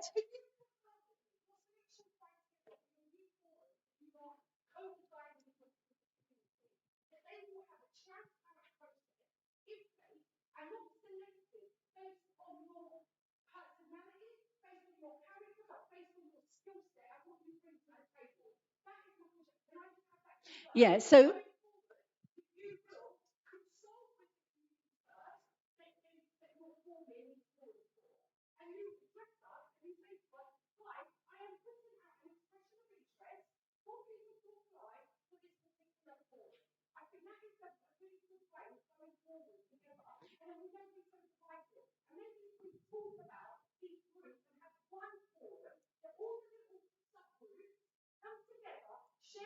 yeah, and that's what we, yeah. Okay. So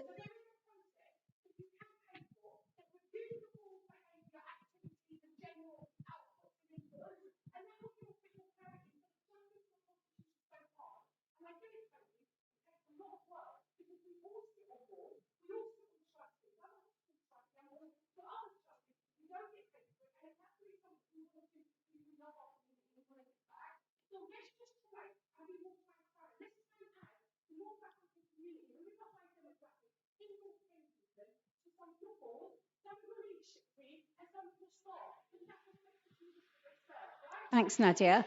Can I just say though, it works both ways. So if the Westway Trust says, oh, we're going to set up a forum, everyone needs to apply, it ceases to become a forum that is owned by the community. Okay. So for example, if somebody wants to have a forum and then wants to engage with the Westway Trust, we'll try and do it. But the Westway Trust, the question there is, should the Westway Trust control all these forums? No, I'm asking you. Yeah, because let me say, because they've been requested and we're going, like now there's a debate about an anti-racist forum. But is it right for the Westway Trust to say, well, actually, we're controlling the expressions of interest? If the North Kensington community wants to have an anti-racist forum, have an anti-racist forum. Nobody needs the permission of the Westway Trust. But you can use it if you want it, right? So have it. Yeah. Yeah.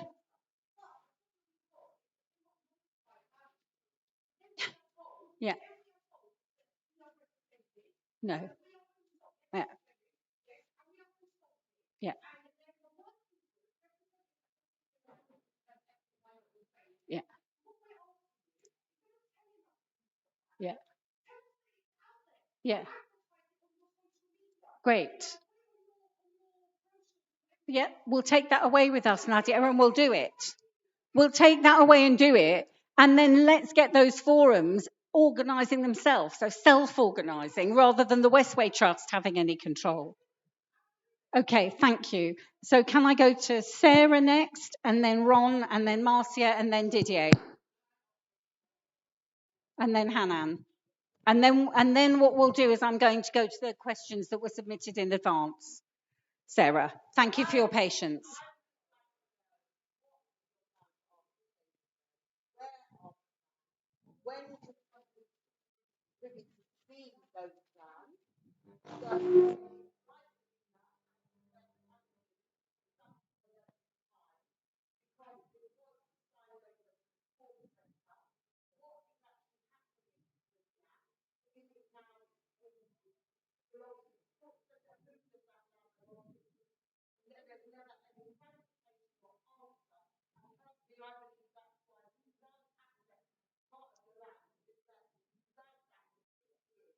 Right. Well, in terms of the riding arena specifically, you're probably better placed to answer that question than I am, because, as you know, is the West London community.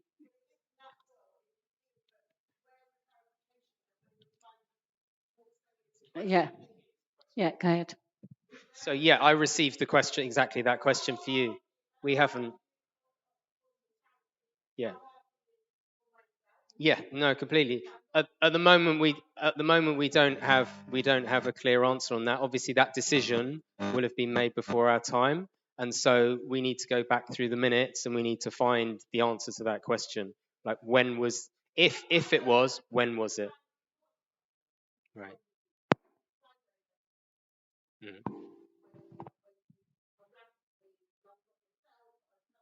By the Westway Trust. So Sarah's saying that it was handed over in 2015.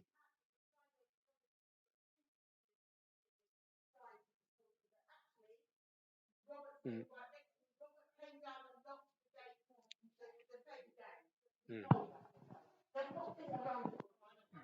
Mm. So we can, yeah, check that and clarify it, and then clarify it.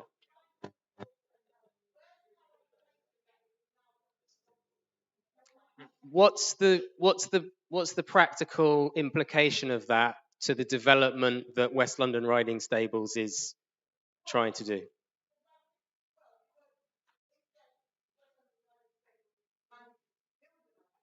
Yeah. Right. Got you. So we need to clarify that, and then if the sports centre then need to come into that discussion, or there needs to be it being handed back, then we need to do. Yeah, this is a huge thing for us. This is one of the things that we're here to achieve, and so yeah, absolutely. Yeah. So yeah, we'll clarify that.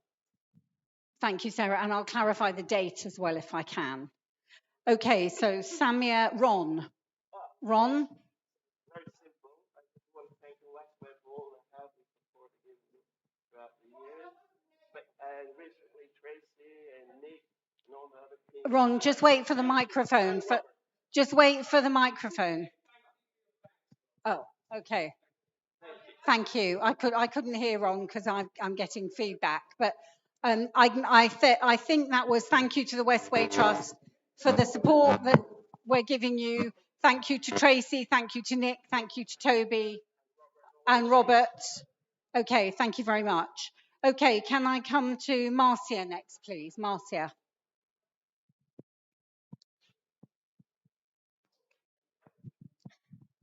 Oh, 9:15. We're a bit running over.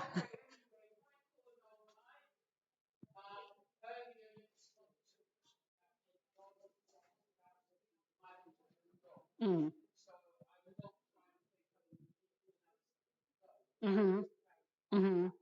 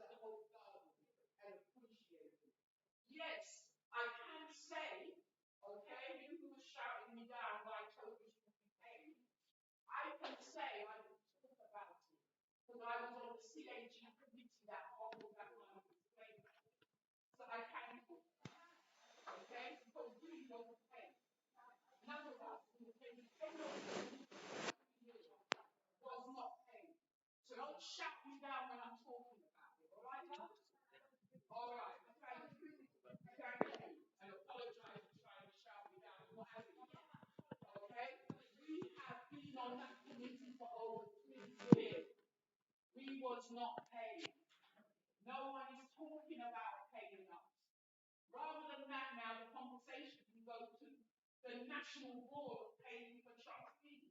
Don't cover up your shit with making it like, oh well, it's a national problem. It wasn't a national problem before. And if it was, that isn't the way to address it. All right? And trying to bully people in the community who stand up to you and talk out to you, it won't work. All right? We will always stand up and talk for what is right and what our needs are. You've not mentioned Hereford community once. Not once. That site out there was given to us as a memorial site. Yet I had to spend 3 months this year discussing a license for the anniversary. You put our project under every single possible pressure you could to shut us down. Yeah? And it's all come back to us every angle. Every single angle. So we're here to say stop it. Things that are promised in meetings, you need to obligate and finish those promises. You need to bring them to a close. You can't be in meetings 1 year after the next with the same issues being repeated. It's not going to last. Your jobs won't last in that respect. No one's voting for that over and over and over again. We prefer to have a solid structure. We love that, Tony. Yeah? To have a solid structure that can work and complete all these plans. The horizon plan, the this plan, the that plan. But it won't happen so long as all we're getting is lip service and once a year stage performances. That is not how it works. That is not how it comes together. Thank you, Marcia. Thank you, Marcia. And actually, just picking up on that last point about once a year, I had a question from Jacob Bretty, who couldn't be here. But one of the things he asked was, would it be possible, at least one other point in the year, to have like a question time style discussion? And we're up for a question time style discussion, as long as it doesn't degenerate into any kind of shouting, because we've all got to respect each other's views. Thank you, Marcia. So can I go to Didier next? And then I'm going to go to Hanan, and then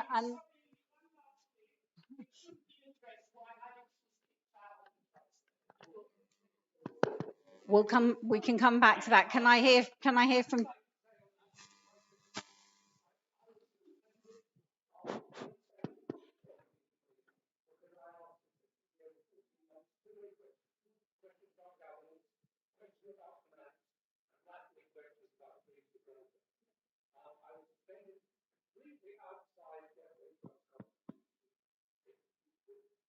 They're right to suspend me without a board meeting, which I was not invited to.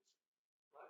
So there's no doubt leading to a journalist and published in the Metro, Westway they right to suspend me.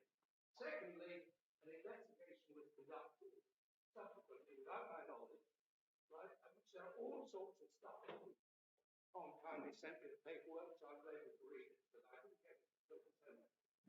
In that investigation, there's all sorts of nonsense. I won't go into any detail. I think that some of the things in there you should be ashamed of. But what I'd like to say specifically is there was an allusion to play by one of the trustees, which I completely refute.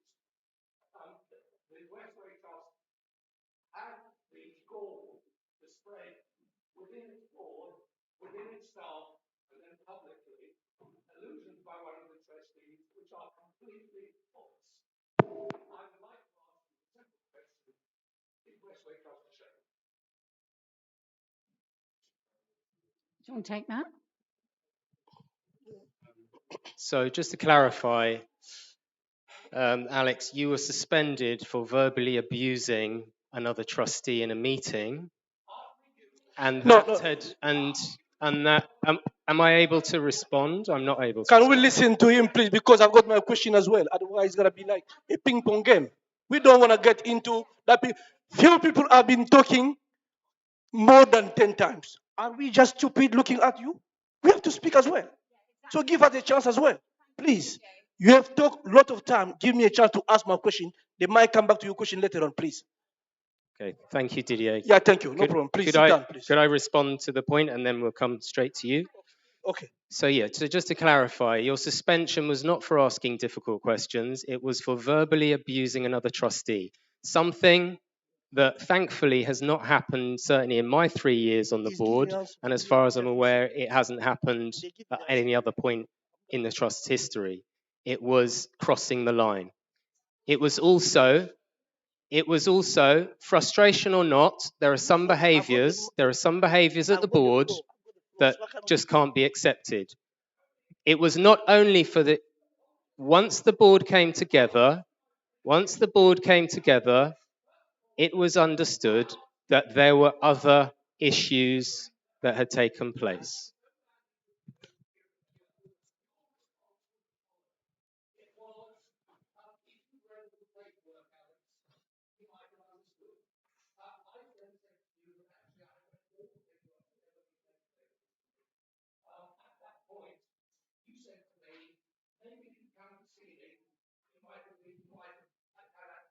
You hadn't requested those papers, Alex.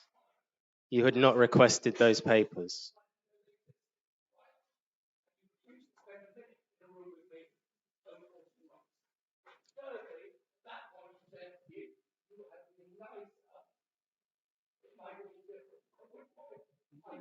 I didn't say that. I'm sorry, I didn't say that at all.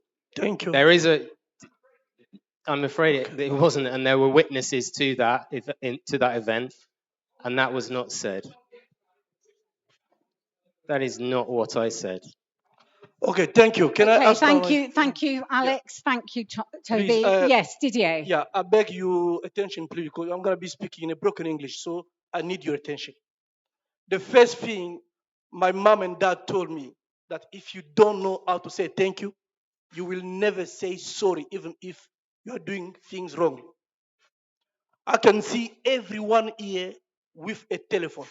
Everyone with a telephone. I can see some computers there. You can communicate. Levi-Strauss said this: social facts are total and global.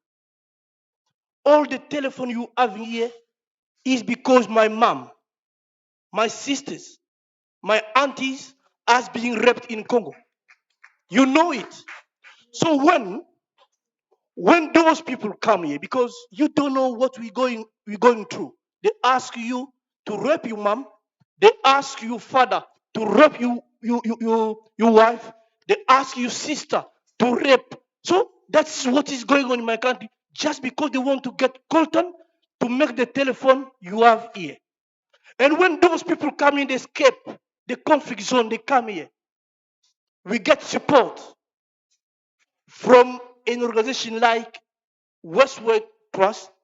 We need to say thank you, because we used to work in number 2, top close, migrant organized, too many organizations. And that place was built just for migrants and refugee organizations. The money came from the government and then from lottery. By then, more than 30 years ago, around 300,000, if I'm not wrong. So migrant organs left, but they left a gap with organization just without a place. We came together, organization from Morocco, from Eritrea, from different many countries. We are about 13 organizations. We came together to organize ourselves. We did seek support about governance, about many things. We had people to advocate for us. So if we cannot even say thank you, the way we have been behaving here is like those people have done nothing. We have come from, so we have made a long journey. And then with my heart open, I have to say thank you to the leadership of Toby and Venue. That's the first thing. Now, my question is this. I've heard you talking about different forums. All the forums was about part of countries or space. But it ticked me. Just one forum was about one name, one country. I'm very, very concerned. What will happen tomorrow That's the question now. What will happen tomorrow if the Caribbean people from the Caribbean countries they come? We want to make a Caribbean forum. My suggestion is like, if you have to have forums, not to have them on behalf of names of countries. I agree. That is the question and the suggestion. Thank you very much. Thanks, Didier. And I think we've taken that. We've taken that, and I think that we will go to theme.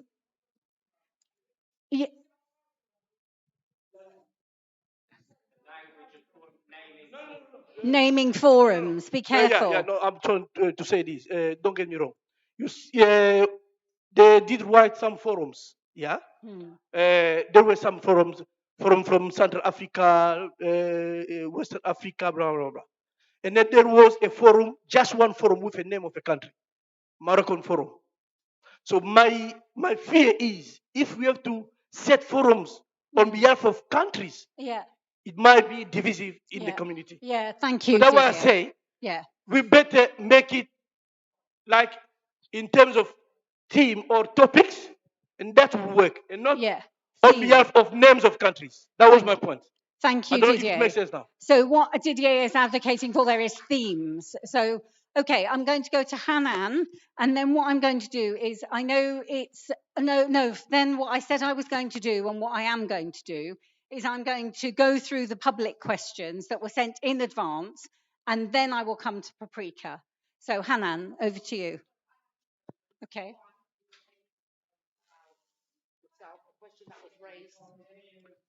If it's one that's been raised before, can we? Raised a year ago. Okay. And I just wanted to know what targets you set and changes from since you've been appointed a year ago to improve the Westway Trust and what's been happening and how you've changed the demographics of staffing since you've been in. Okay, so please take the Horizon Plan, because there are 65 targets that have been set, and the first year's targets are set out clearly in the Horizon Plan. So no, last year's targets for this year. Yeah, those are, because actually we're still in the first year of the Horizon Plan, so they're in there.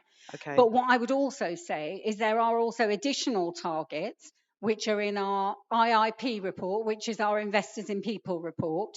And also we've set out new targets in the Tutu Foundation Progress Report. Okay, so how many of those targets were met from last year that you put in for the community? We haven't got to the end of the year yet, Hanan, but they will be reported. It's been a year since you was appointed. No, but the Horizon Plan started in March 2021.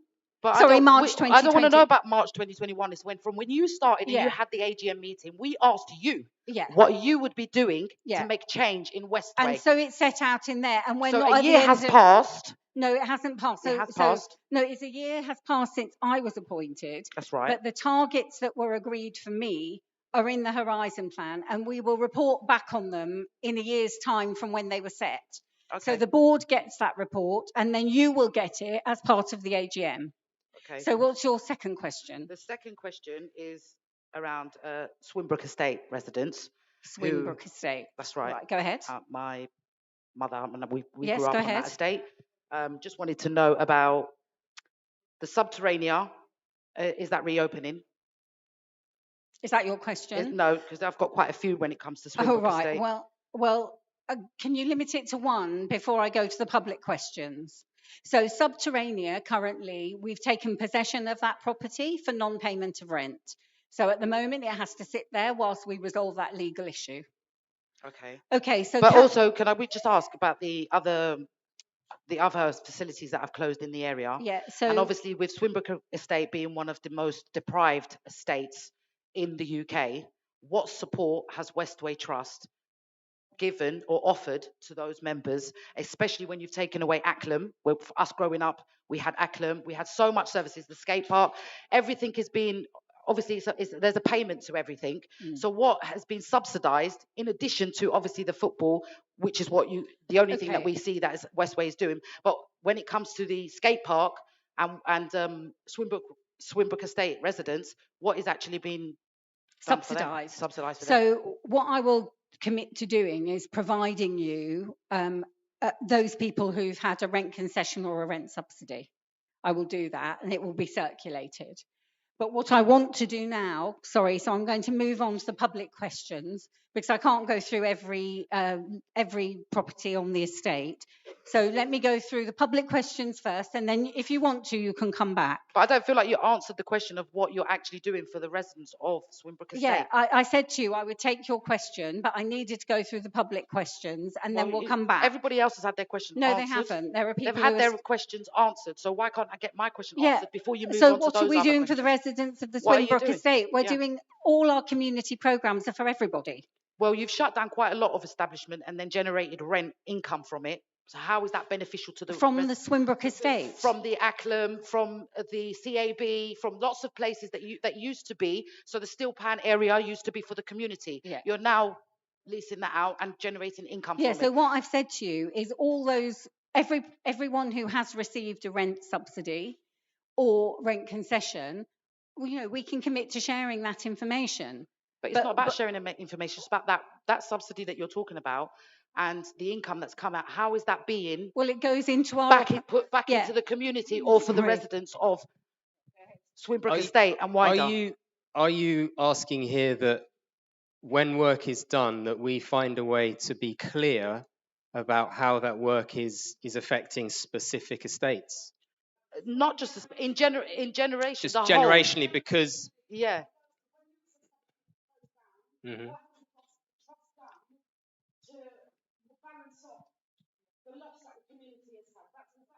Yeah, that's exactly what I'm saying. So, for instance, when the football pitches were lost or anything. No, so basically, when we were growing up, we had Acklam. Yes. That was an eventual playground for local residents.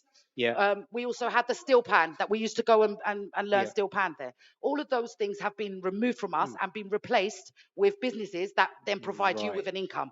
How is that money being poured back into the community or given young people or families an opportunity to actually access other services that you've now removed and made it into a business? Right. Yeah. So what I would say to that is that basically that money goes into programs. So whether it's the sports bursaries, which are then targeted at individual and low-income individuals, or there are activities that the trust is trying right now to regenerate and bring back into being. So things around steel pan or around carnival activities. So that's the work, everything you're talking about in terms of, in a sense, that kind of removal of culture or that marginalization of culture.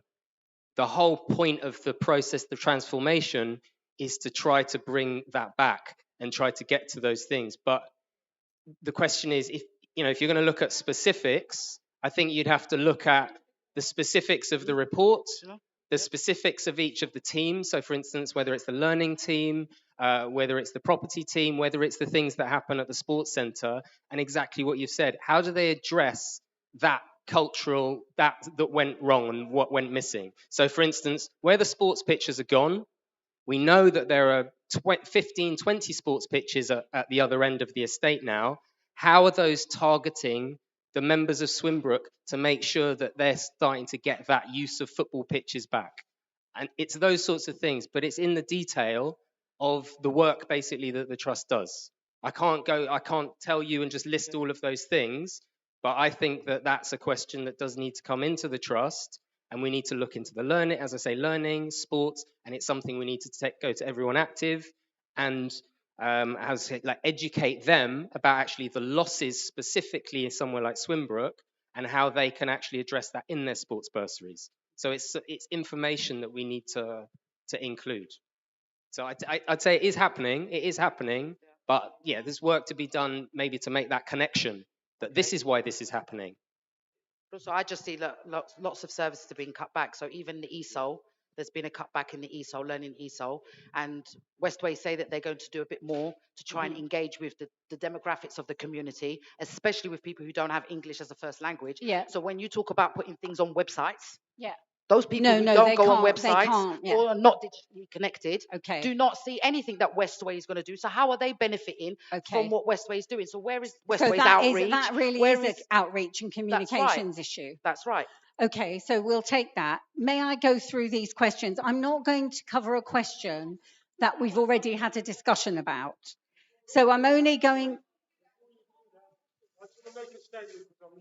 Okay, Niles.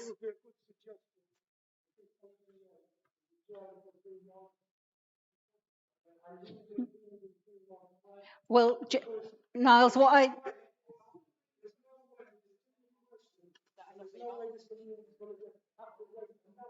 Yeah.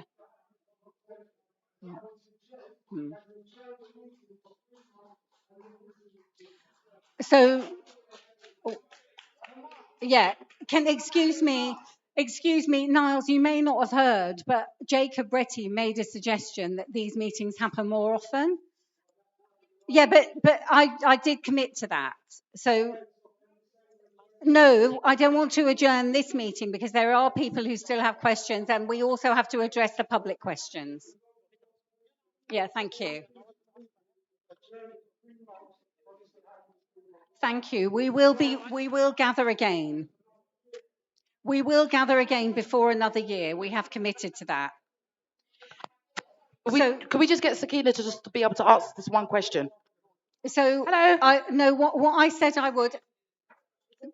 Yeah. Okay, last question. So it's just again on Swimbrook Residents Association. Go ahead. So I just wanted to know what measures are being done to control noise pollution from the skate park, and also if Subterranean then goes back into business, and also around air pollution, what studies, activities are being done to control the air pollution for residents in Swimbrook, considering how close we are to the flyover and the development that's going on in Acklam Road and the community street in particular. What investment of that community street money is going into Acklam Road and soundproofing and making sure that the residents are actually having a comfortable life? Okay, so lots of questions in there, Sakina. So I'll just take a couple.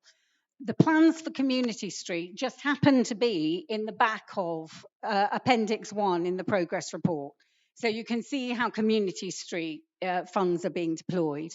In terms of Subterranea going back into business, Subterranea will not be going back into business. Certainly not in that location. As I said to you, we've taken possession of the property for non-payment of rent, and that business is closed. Okay, in terms of air pollution, Jonathan isn't here, he's had to go. But the Environmental Forum have agreed between themselves that air pollution should be the second campaign for the Westway Trust.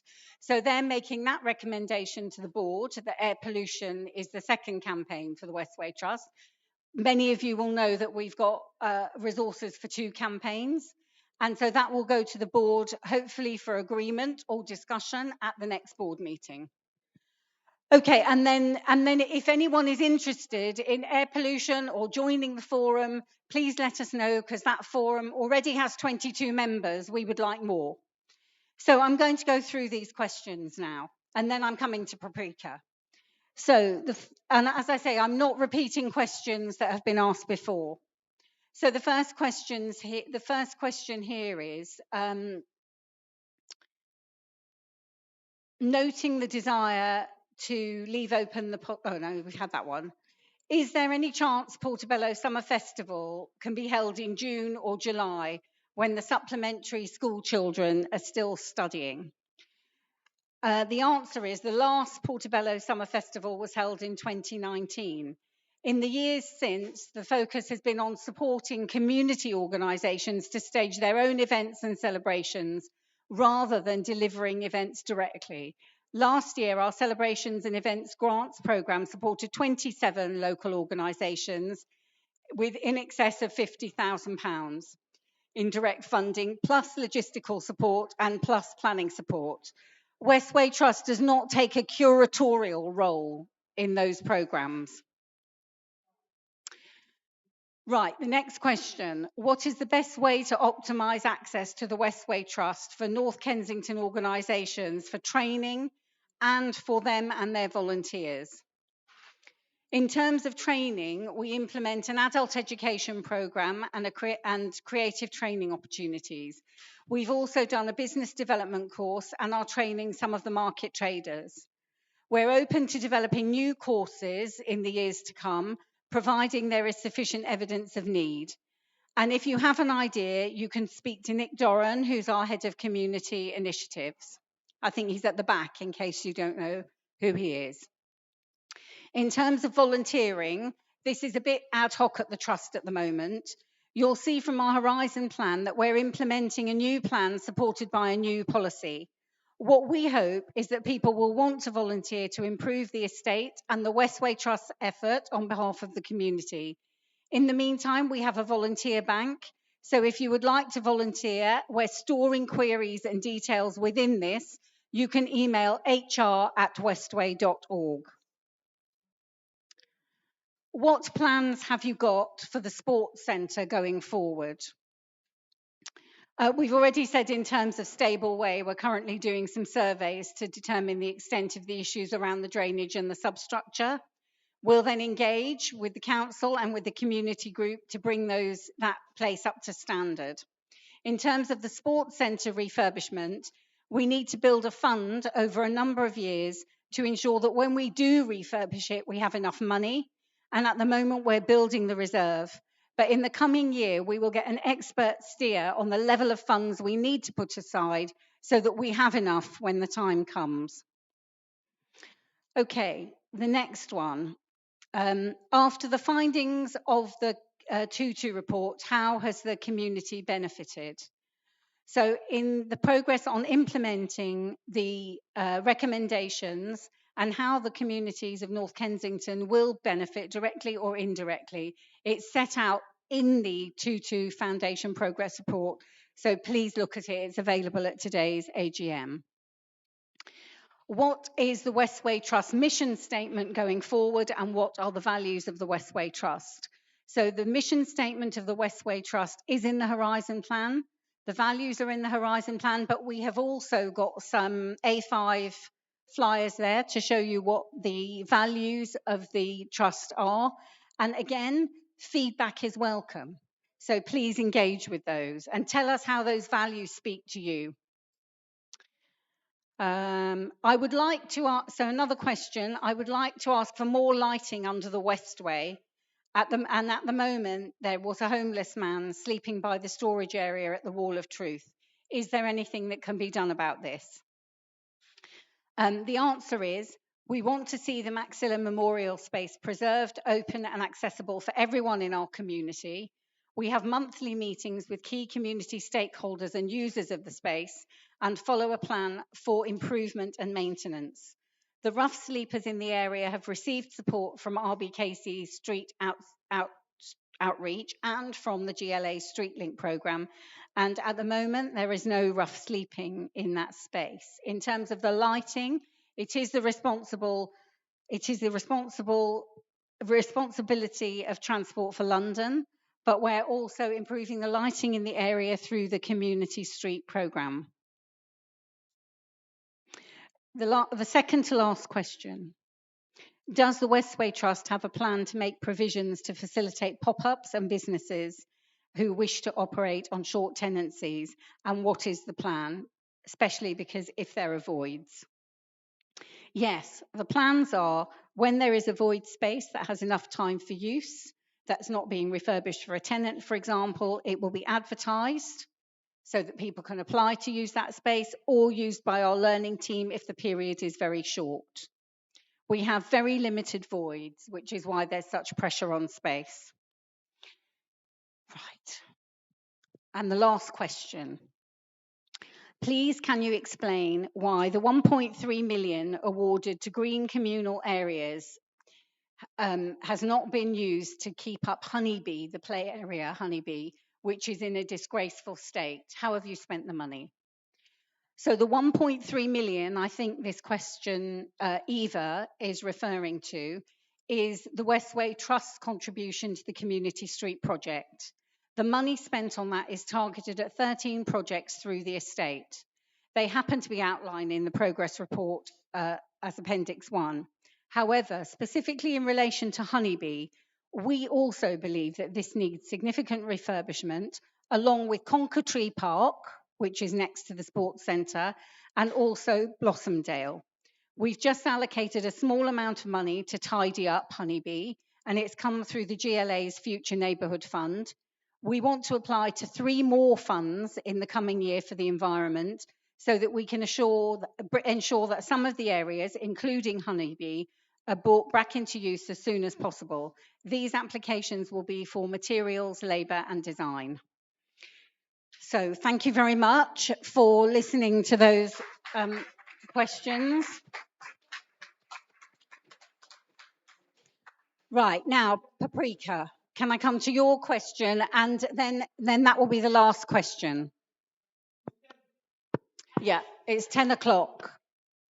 Your question, Paprika. I thought that it would be in the list because I submitted it but late. Oh, sorry, if you submitted it late. I wanted to ask because maybe it is actually on the website, the details of the organizations that actually are under the Westway. Yeah. And in particular, the workshops by Aklam, because this is like a very strange building that I'm always kind of like intrigued what's there. And I was looking at the offices, empty offices, and we still don't know who is there, who can we collaborate with, are they local, what do they do for the community? Toby was underlining that it's important. Okay. So that's your first question. First question. So can I just check, is a list of all our tenants on the website? No, a list of all our tenants is not on the website, so we will make sure that that's communicated. It would be useful. Thank you. And second, short kind of feedback about the community initiative person, Nick. Yeah. We've been introduced, and I appreciate it's a lovely position, and really we should be kinder to each other because it was really like on two occasions we were like totally ignored, and it cannot be the situation where we are on one side and you are more important because you are employed. It cannot be. You have to respect people. We are here. I don't want to Okay, Paprika, thank you. What I will say is, rather than singling out one employee of the Westway Trust, which isn't acceptable, it's not fair to do that. What I will say, in general, what I would say is that every employee at the Westway Trust is working to engage with this community. I understand. No, thank you. Thank you. That's great, Paprika. Thank you for your vote. Yes, it's a very important position, and we've been without it for a long time. And now we have Head of Community Initiatives and Head of Community Engagement. So thank you for your question, and I can assure you that every member of staff employed at the Westway is asked about their level of community engagement, their commitment to diversity, and we make no apology about the intention to pursue a reparations framework. So do you want to wind up, Toby? Okay, thank you very much, everyone. Thank you.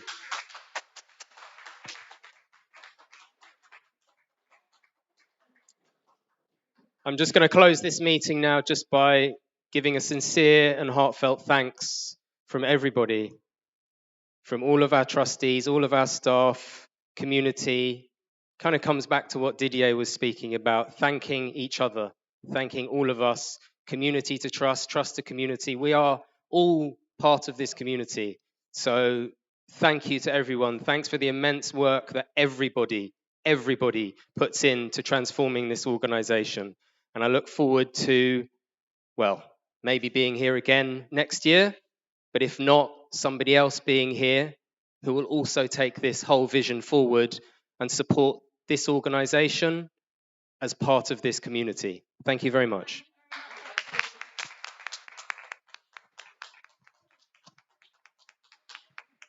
Thank you.